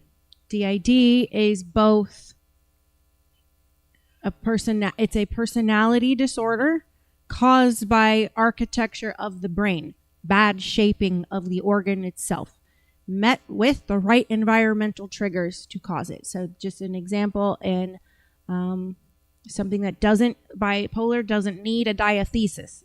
You are born that way. Whereas something like a personality disorder, it has to have a diathesis. The biological factors met up with the environmental factors for it to occur. It just hit you a little bit deeper than most, perhaps. Maybe. I mean, like, because a lot of women that have been through that end up becoming sex addicts or things like that. I was celibate for my entire 20s. And others end up becoming the opposite. Yeah. Maybe it was the assault in childhood. Maybe it was the bullying in school. Maybe it was my mom, like, constantly beating the shit out of me. I'm not too sure. A perfect storm of terrible things for a young girl. Mm-hmm. Yeah, but just because I've been through terrible things, I'm not gonna say, oh, well, this justifies me being a terrible person. No, you don't have a victim attitude mentality, which is great. No, I don't want to be a victim. That doesn't negate the fact that you went through something terrible when you were 9. It explains why she's the way she is. Have you done therapy? Therapists don't want to take me. They read the psych eval. They read the psychosocial. This is the ugly fact that's out there. Things like psychopathy, dissociative identity disorder, and borderline personality disorder. Unfortunately, a lot of therapists won't take you on because they're incredibly hard to put in remission, and they just won't take people. And so a lot of these people get thrown away, left to figure it out on their own, which is another one of the many reasons why I started my podcast. They read all of this and they're like, I'm so sorry, but I don't think I can help you. I just wonder if there's some kind of treatment that can get you access to what happened to you at 9, and maybe you can unearth it and shock therapy, work through it. There's very little cognitive research done on dialectical people that have emotional disabilities. And the only reason why they're even putting research into it is because more women are being diagnosed and more women in middle America are being diagnosed. And it's no longer... I've known people in my life who have things very similar, and it's on a spectrum, so some are more extreme, some are less, seem to have the same thing you're just describing. Yeah. I want to help to create like treatment for this, because there's no treatment for this. Right. There's treatment for the prison population, but there's no treatment for the people like me. There's no treatment for Benjamin. There's no treatment for Cassandra. There's no treatment for... Shock therapy has a much friendlier name now, and depending on the intensity, you can be put to sleep so you don't have to feel it. So it's much less invasive. But what it does is it sends a surge, kind of like unclogging your toilet. When you go through all these negative experiences, you have negative neurons that get backed up, buried in there, and clogged up. Lots of negative neurons, and it hits. It's like a reset button. It's like hitting that red button on the surge protector. It flushes everything out, rearranges the neurons, and gets them more in a closer to their natural state. So yeah. Becky, but you're saying people in prison that have this, yeah, there is a treatment for it? Yeah, jail. Punishment time. A jail cell. Yeah. But like people that don't break the law, like I was talking to this one guy, he's a lawyer in Staten Island, and he claims to be a psychopath. And he was telling me, if you know how the law works, you don't have to break it to get what you want. But acupuncture wouldn't work for something like this, because what acupuncture actually does is it causes trauma to the nerve endings. So it basically shuts the nerve endings down because you just damaged the very tip of the nerve branch. So it basically, because it's in a damage mode, you're not going to have a signal coming from that. So acupuncture is much better for pain relief and more physical needs like that. And Q, if you're saying you're ADHD, that would explain your reason for even asking the question in the first place, because with ADHD, you have the impulsivity. People with ADHD are highly impulsive, which can give the appearance of being antisocial when it's not actually the case. They don't really truly intend on the consequences of the impulsive behaviors. They just did it without really truly thinking about the scope of it. He's in a position where he went to law school. So he can navigate the law to get whatever the fuck he wants. He doesn't have to break it. Tyrell doesn't have any, he doesn't know how the law works in order to get what he wants. So he's just going to take it, and he's in jail. Tyrell's in jail, and this other dude is a lawyer, so crap. All right. Cassie, thank you so much for... Yes, and I apologize if I seem out of it. You seem great. Okay. You seem great. Yeah. But God has been helping me through this. And I know it sounds crazy to be like, God, after I just talked about having a hookup, because like I would have liked to wait until marriage to have sex, but my virginity was taken from me. Don't be so hard on yourself. Huh? Don't be so hard on yourself. Oh, okay. Thank you, darling. Thank you. You can clearly see the autism. Oh, okay. Like, she takes everything incredibly literal. All right. So, check this here. Nothing there. All right. So, psychopathy. Let's talk about psychopathy versus sociopathy for a minute. Let me pull that up.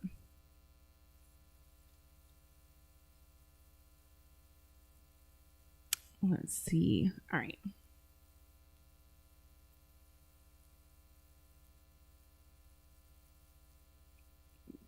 Here we go.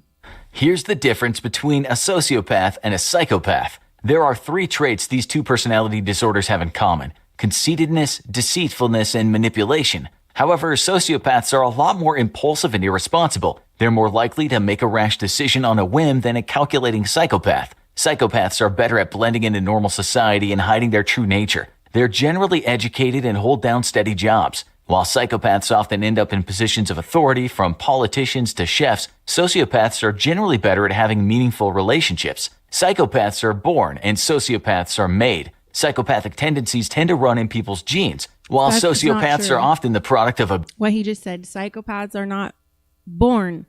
What he meant to say was they're born with the conditions that make it possible. It's like having a bad storm. It's the storm itself made the conditions possible for a tornado to form. Or the hurricane had areas in the outer bands where it had the right conditions to form a tornado. Abuse, neglect, and inadequate attachment. Serial killer Gary Ridgway is a textbook sociopath. while mass-murdering cult leader Jim Jones was more on the psychopathic end of the spectrum. Needless to say, neither were nice folks.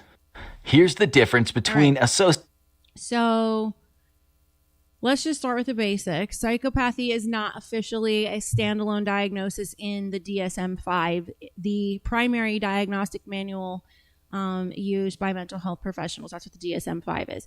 Psychopathy is often discussed within the broader diagnosis of ASPD, antisocial personality disorder.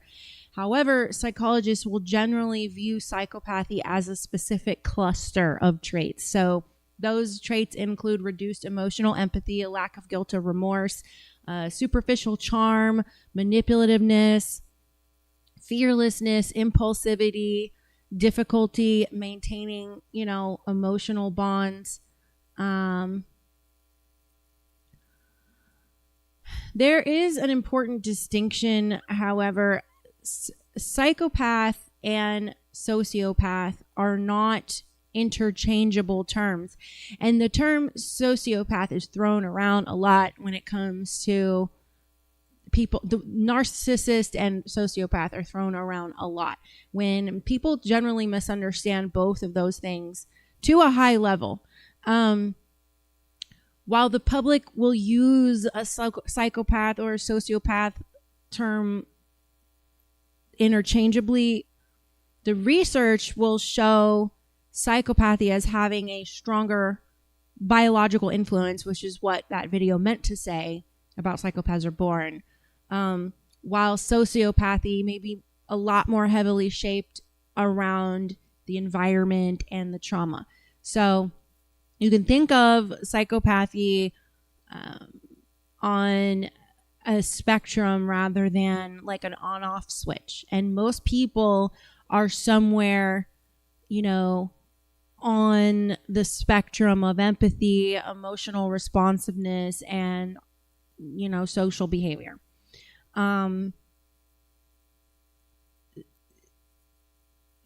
Scientists have spent decades trying to answer one simple question, and is that, are psychopaths born or made? And the answer appears to be both. So let me pull up a video here.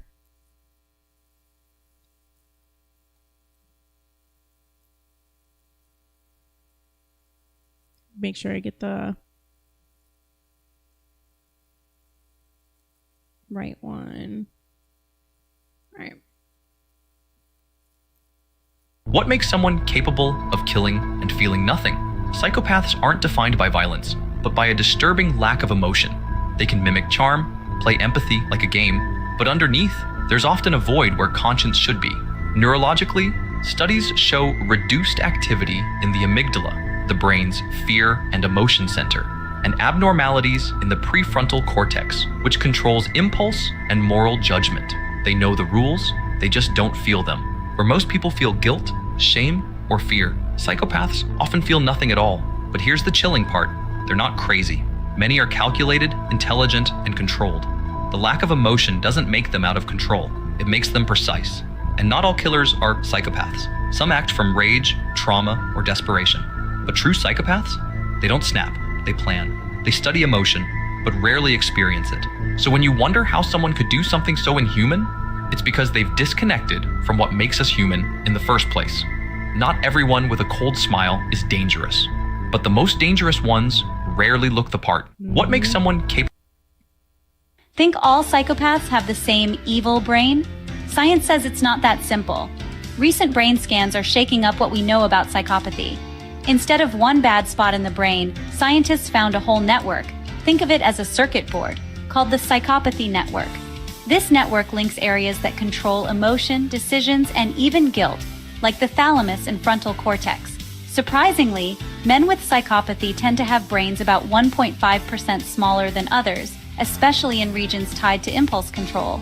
Genes and chemicals like dopamine and oxytocin are all mixed in too, showing that biology plays a big part. Here's the wildest part. Understanding this network could lead to new treatments like brain stimulation or even a nasal spray. The mystery of the psychopath's brain? It's getting clearer, one scan at a time.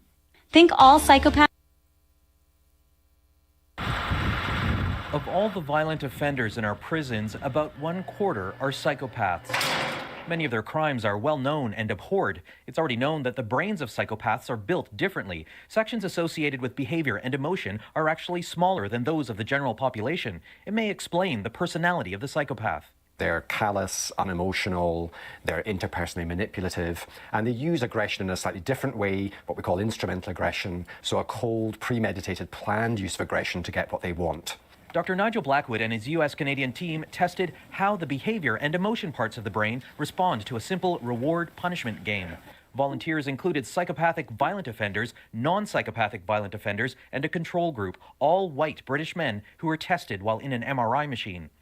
They had to choose one of two images on a screen. The right picture resulted in reward points. The wrong choice results in point loss. Then right and wrong are switched. Everyone figures it out, but in those brief moments of losing points, punishment, the scans show the psychopathic brain behaves unusually, processes punishment differently from violent offenders and people with no history of crime. They're not simply insensitive to punishment, there's a very different organization of their reinforcement learning system that shapes their behavior. And this person's eyes might go like that. Criminal psychologists have long tried to understand why psychopaths are beyond reform. They don't benefit from rehabilitation the way other violent offenders can. This new research could lead to new interventions at a young age. There may be ways that we can actually work with individuals, perhaps at a youth level, to have them to have some sort of motivation around their behavior when it comes to things like punishment and reward. The new research adds to growing evidence that psychopathy is not just a behavioral problem, but a complex neurological mystery. Vic Adopia, CBC News, Toronto. I don't think there's any difference between your future self and a stranger. I think they're the same thing. Here's an example of that. This is so cool. I figured this out along 30 years ago. Psychopaths have no compassion, but they don't learn from experience either. And so that means that not only does the psychopath have no compassion for you, he has absolutely no compassion for himself tomorrow. And then you think, oh, well, those are the same thing. There's no difference between those two things. Why? Well, you're not feeling what your future self is feeling now any more than you're feeling what someone else is feeling now. Like a normal person can think of their future self and they can think of the experience of that self and it matters. Just like they can think of the experience of someone else and it matters. The psychopath either can't or won't do that.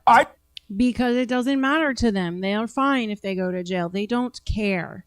And that's why they're just, a lot of them are beyond reform. They have to care. They have to want the reform.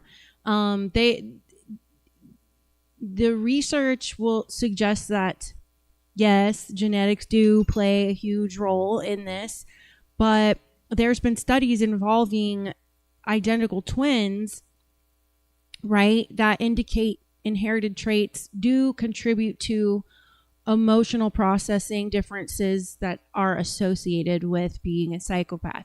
So why do I keep saying biology is not the whole story? Well, brain imaging studies have revealed differences in several different areas. They mentioned the amygdala in that video. This structure here basically is what processes fear, emotional learning, and the recognition of when you're observing another person, being able to identify whether they're in distress or not without even speaking.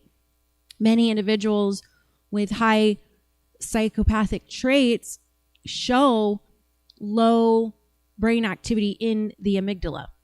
And it's also been examined and the prefrontal cortex, which helps you with regulating your impulse control, decision making, and your social behavior. So there's a lack of activity there as well, or abnormal activity. The prefrontal cortex is what is affected severely in most ADHD types as well.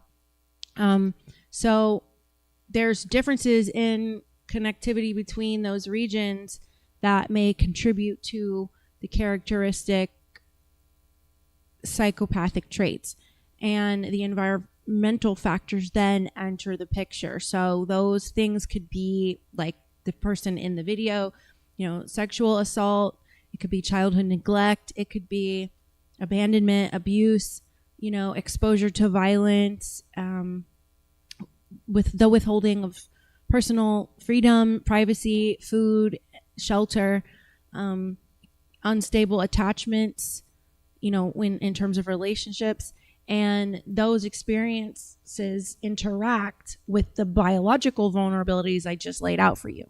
So imagine, with the amygdala and whatnot being abnormal. So imagine, genetics loading the gun and environment is pulling the trigger. So that's the diathesis that I refer to. Not every child with these risk factors develops psychopathy. I shared that I can see how lucky I am that did not happen to me. Not every psychopath have experienced severe traumas as well. So the reality is much more complicated than either nature or nurture by themselves. Contrary to popular belief, psychopathy is, relatively uncommon. It's under 1% in the general population that actually do exhibit the psychopathic traits. Let me see if I can find a video here.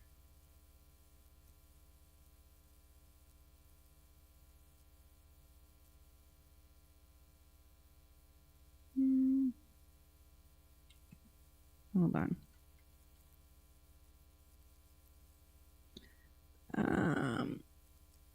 This keeps wanting to tell me about the traits. Okay, so I found a video I want. Let's go with this one here. 1.2% of the general population is defined as being a psychopath. Psychopathy involves interpersonal and affective features like being glib, charming, and superficial, as well as behavioral features like being reckless, irresponsible, and antisocial in your conduct. My name is Dr. Simon Sherry, and I'm a clinical psychologist and professor. A recent groundbreaking 2021 meta-analysis by San Garcia and colleagues gathered together more than 15 studies and roughly 11,500 participants.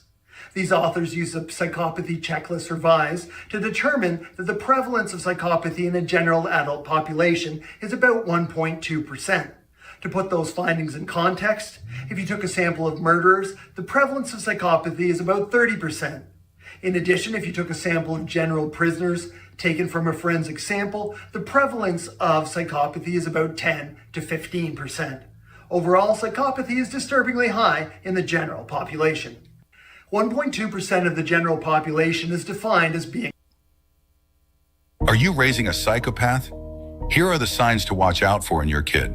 When can we start to see the signs of psychopathy? You can start to see the signs of psychopathy at a pretty young age. Even when the person is a child, they start to show that lack of empathy, sometimes in their cruelty to animals or cruelty to other children. They also tend not to really understand consequences, and sometimes they may even laugh at the face of a consequence. So instead of feeling bad about being punished, for example, feeling bad about being grounded, they just laugh in the face of that and they run away anyway, for example. They still leave the house, they don't come back for 3 weeks. Early alcohol and drug abuse, that's not an exclusive predictor, but it is one of the predictors of further psychopathy traits as an adult. Dr. Judy, any final words on this really interesting topic of psychopathy? Well, I think oftentimes the main question I get from people is, oh my gosh, is my sister a psychopath? Is my husband a psychopath? Is my teacher a psychopath? You start to want to diagnose everybody with this trait. And I would say, slow down. The Hare psychopathy checklist, for example, actually captures 21 traits within this concept of psychopathy. So just one or two things doesn't mean that the person is a psychopath. Also, just because a person has psychopathic traits doesn't mean that they're going to harm you or be a complete menace to society. It really does depend on a number of factors, so try not to jump to too many conclusions. So just like not self-diagnosing people with clinical conditions, let's not diagnose somebody with this trait and start using that as a name calling in your next argument with a loved one.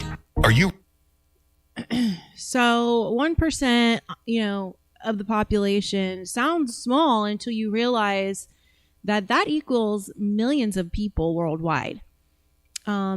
Rates are substantially higher in prison populations, as we've discussed. with 15 to 25% of the incarcerated individuals meeting the criteria that's associated with psychopathy.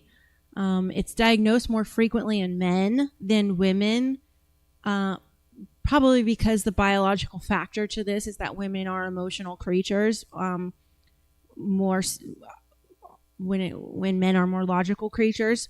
So it can manifest much easier in men, because women are naturally going to have a higher amount of the mirror neurons as well. So there is debate amongst experts, though, that, whether women may just present differently and therefore be under-identified because of that emotional nature, kind of like what we have seen in the last 100 years with autism. Interestingly, psychopathic traits appear in many professions, and the concentrations of these certain traits exist more commonly with corporate leadership, high-risk finance industries, politics, military operations, and also like emergency response, anything to do with like blood, guts, and gore. It doesn't mean that those professions are filled with psychopaths. It just means that some psychopathic traits are occasionally providing advantages to high pressure environments, which is why I have advocated for, detecting these individuals much earlier on in life and having some kind of program for them that steers them into a functional place in society that sets them up for success. So let's move into something that's rarely discussed. What does psychopathy actually feel like from the inside? There's a video I found that someone had made where it shows kind of like what it's like to live with psychopathy. And let me see if I can find it.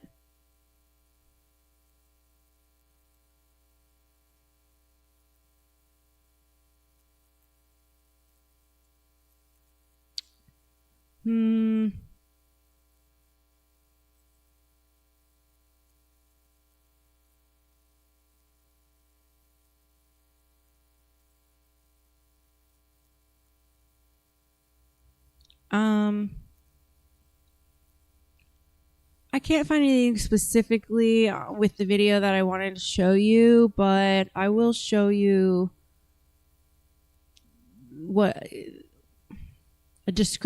some descriptions.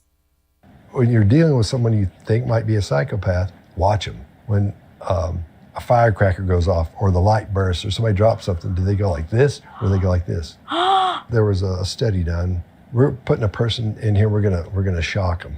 We're gonna count from 10 to 0, we're gonna shock them. And they would read out how fast their heart was beating, how fast they were breathing, were they sweating, what was going on. And for normal people, everything would happen. They say, okay, we're going again. Then their heart would start beating faster and they start breathing heavier. And the ones they found that were psychopaths, nothing would happen. They'd count 10, 9, nothing would change. You can't scare them. You can't get them worried about anything. You can't get them heated up. You can't get them all tense about something that's going to happen. There's a part of their brain called the amygdala, which is part of the limbic system, and it's not functioning properly or it's missing. So there's no fear with them.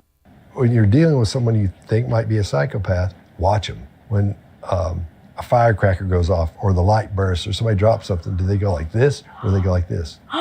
There was a study done. We're putting a person in here, we're gonna shock them. We're gonna count from 10 to 0, we're gonna shock them. And they would read out how fast their heart was beating, how fast they were breathing, were they sweating? This video shows definitively that he is absent of any empathy whatsoever for anybody or anything. He doesn't even understand what it's like to feel empathy for anything or anyone. This was just to see what it felt like. He doesn't understand feelings. As we go forward in this, pay attention to how he talks about feelings, the way he reacts when those questions about having a feeling about something, anything comes up. What did it feel like? It was intense. Well, did you enjoy it or not enjoy it? Did I enjoy it? He's trying to figure out how he should respond. What's the correct response? I don't know. He just feels the rush of things. He just feels excitement from doing things, which is, again, classic psychopathy. This video shows definitively that he is less likely that absent the of girl any in empathy. the interview has it. I've only met a psychopath one time in my life, and the funniest thing is that girl was the best friend I'd ever had. Best friend I'd ever had. Around 1 in 100 people are psychopaths, so if they can be friendly, how would you know you're speaking to one? First, they won't be able to genuinely feel empathy, even though they can intellectualize or understand the emotion. They won't genuinely be able to relate to someone else's suffering. They can lie a lot, not just a single white lie, but sometimes creating even full narratives to be able to suit their needs. They have an inflated sense of self-worth, thinking that they're superior to other people, which can amplify the other psychopathic traits, fueling their pursuit of power. They can have superficial charm, where acquaintances describe them as the nicest person they've ever met, but when you've known them for a while, you realize they're not quite as charming as they might seem. Combinations of the previous traits can lead to them being manipulative, trying to see the human interactions almost as a game and wondering how they need to act to get the other person to just do what they want. Looking back, have you met anyone like that? All right, so we just watched that interview of somebody that was a neurodivergent psychopath, self-described. What does that actually feel like from the inside? Several psychopaths have self-described, them in interviews and documentaries, and many of them describe experiencing the world differently rather than feeling broken.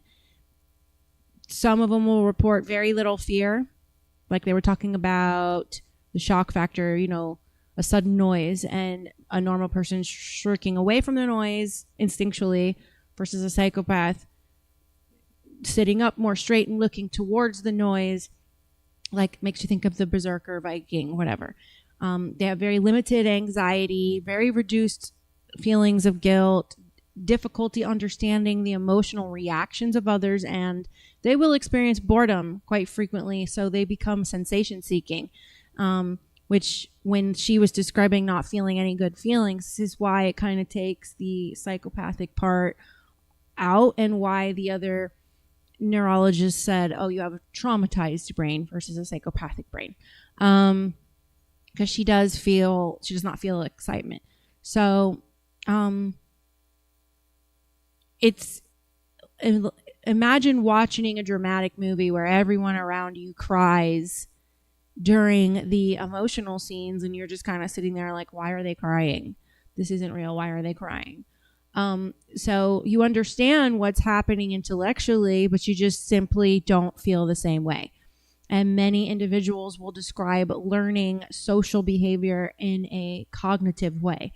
So instead of naturally sensing the emotional expectations, they'll consciously learn cause effect. It's almost just like studying like a foreign language. And as we've discussed importantly, that psychopathy does exist on a spectrum.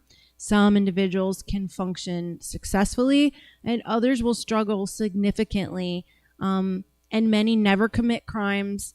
Many maintain jobs and families and can go their whole lives not knowing they're a psychopath. Some even become advocates for, helping researchers better understand psychopathy. So for decades, psychologists believed that psychopathy was untreatable, but in my opinion, it's a lot more nuanced than that. Traditional therapy often has limited effectiveness. So let's look at a few videos on that. Myth number 4, psychopaths can be cured. So you know the saying, a lion never changes its spots. In reality, there is no cure for psychopathy, but that doesn't mean that treatment isn't helpful. So treatment can be helpful for psychopathy to manage the symptoms and to reduce the risk of future harmful behavior. So what I'm saying is you can't change inherent personality traits. You can't force somebody to feel empathy, but you can work on other factors that lead to violence. You can work on anger management. You can work on impulsivity. If there's a psychopath who becomes more violent when they're drinking because they become disinhibited, or when they're taking drugs, you can do drug and alcohol rehab.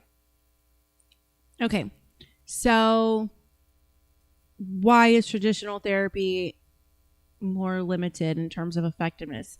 Well, because treatment typically relies upon emotional insight, guilt, and empathy. So those are the very systems psychopathy affects. So because of that, newer approaches focus less on creating empathy and more on the behavioral outcomes. So like he was saying, if they're having impulsivity issues, you'd work on that. So they have researchers have explored cognitive behavioral interventions. You heard me mention that during the interview, cognitive behavioral therapy.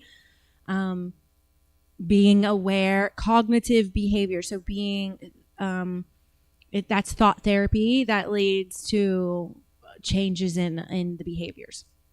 They have looked at impulse control training, emotional recognition training, reward-based behavior modification, and some programs have shown improvement in reducing harmful behavior that comes from psychopathy. So the goal is often not transforming the personality, but rather helping the individuals to make healthier choices, which is what I think most people in the prison system need.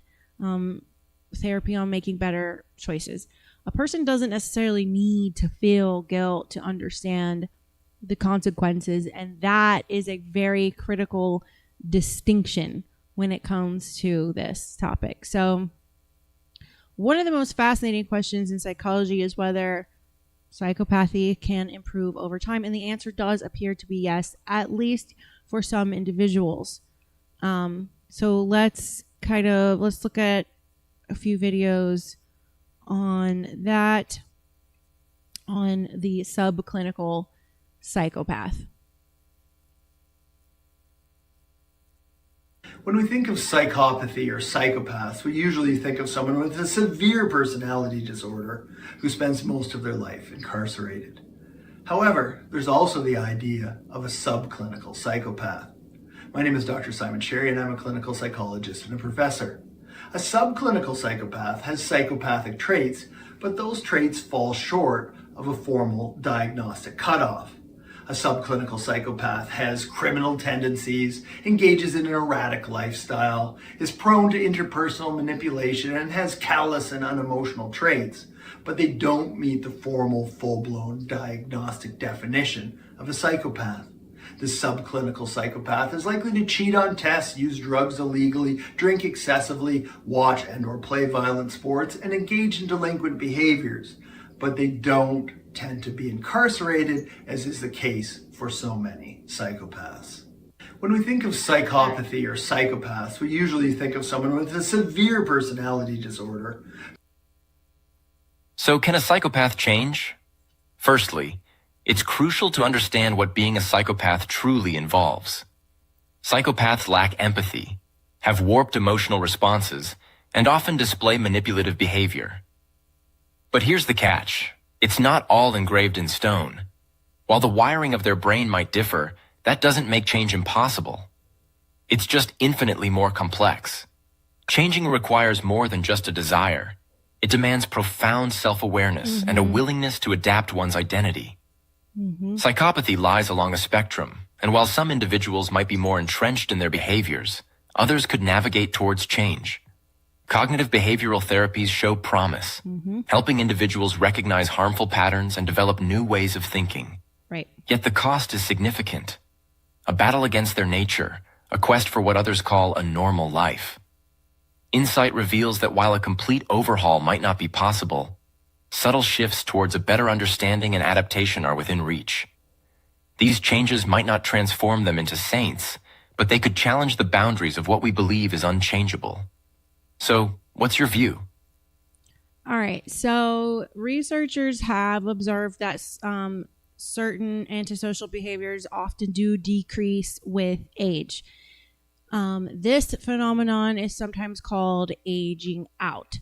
So impulsivity declines, risk-taking declines, aggression lessens, and some of these individuals learn strategies that compensate for the emotional differences. They may never experience empathy like everyone else does, but they can develop a much stronger ability to self-discipline and self-regulate, self-control. They'll have better relationships, healthier decision-making in their older years, greater social functioning, and psychologists generally don't describe this as a cure. It's aging out.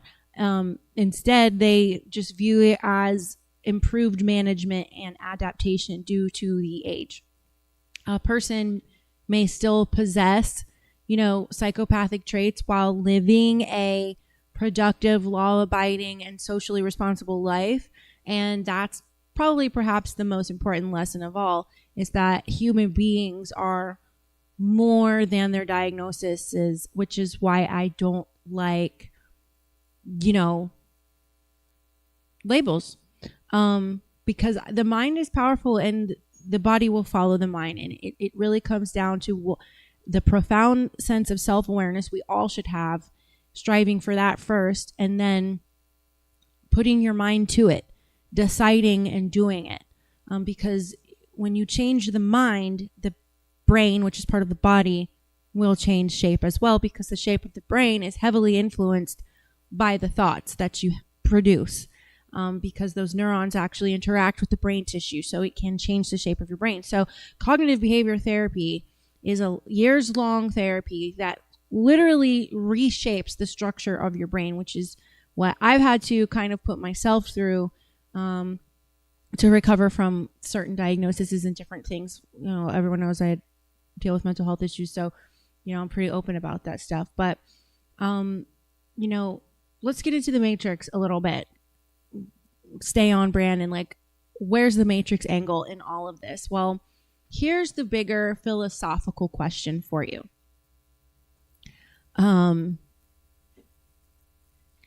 If empathy exists on a spectrum and fear exists on a spectrum and your conscience exists on a spectrum, then how much of what we call morality is choice versus biology?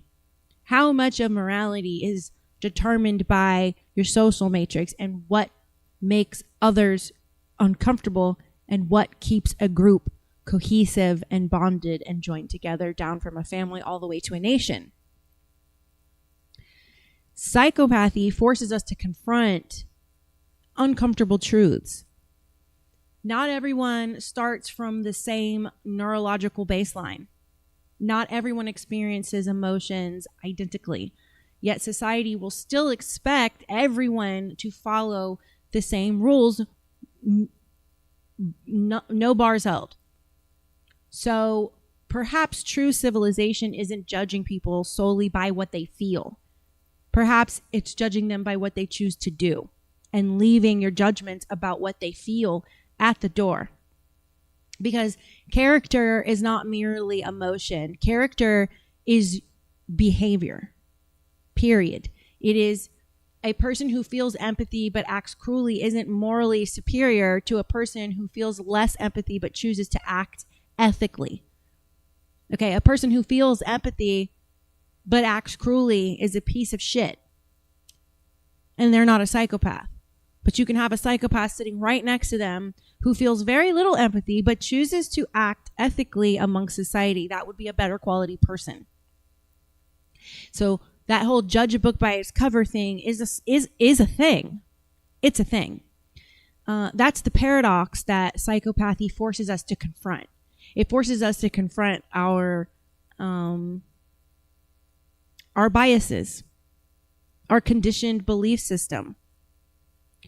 It challenges our assumptions about good, evil, responsibility, and human nature itself. Because how could you have someone who does feel empathy and remorse do cruel acts and then yet have someone who's a psychopath who is ethical? Let me get in the comments before I get to my closing monologue. Let me also prepare my raid.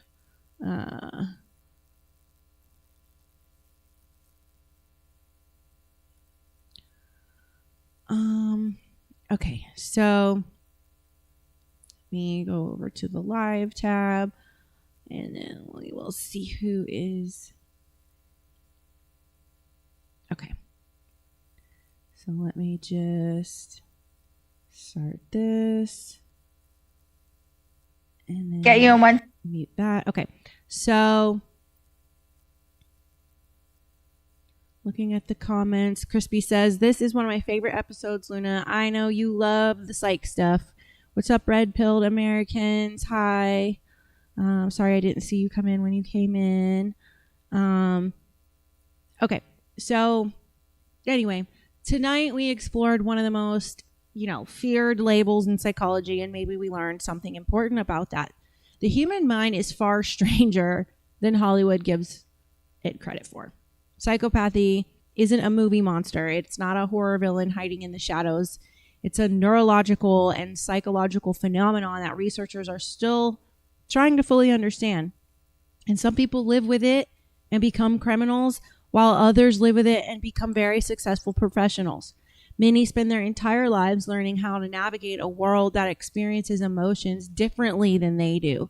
And perhaps that's the lesson we should take with us tonight. Understanding is not the same thing as excusing. Education is not endorsement. Learning about something doesn't mean you're celebrating it. It means replacing fears with the knowledge. Because ignorance, in quite all honesty, creates more monsters. Knowledge creates perspective. And the more we understand the human mind, the more we realize that people are rarely as simple as heroes and villains. Most of us are a collection of strengths, weaknesses, biology, experiences, choices, and circumstances that are all tangled up together in one complicated story. And it's different for each person.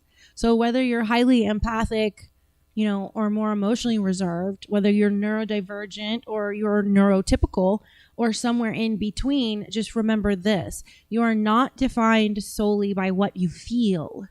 Those are just feelings. You are defined by what you choose, by what you do, and by how other people feel when they think of you. So thank you for, joining me tonight. Just keep asking questions, keep seeking truth, and remember that the most fascinating mysteries in the universe may not be hidden in the stars.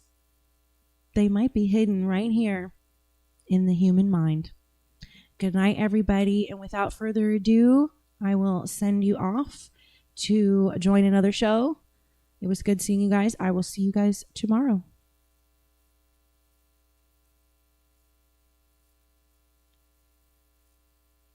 I'm not your gossip girl, I'm the headline. Truth with a curve, baby, redefine. Welcome to the thirst trap. All the truth looks good in a tight wrap. We talk love, power, soul, and sin. Turn the world on, let the light in. Yeah, the thirst trap news. You'll drink it up, it's the real you. They've been trying to first world news, where every headline's a revelation.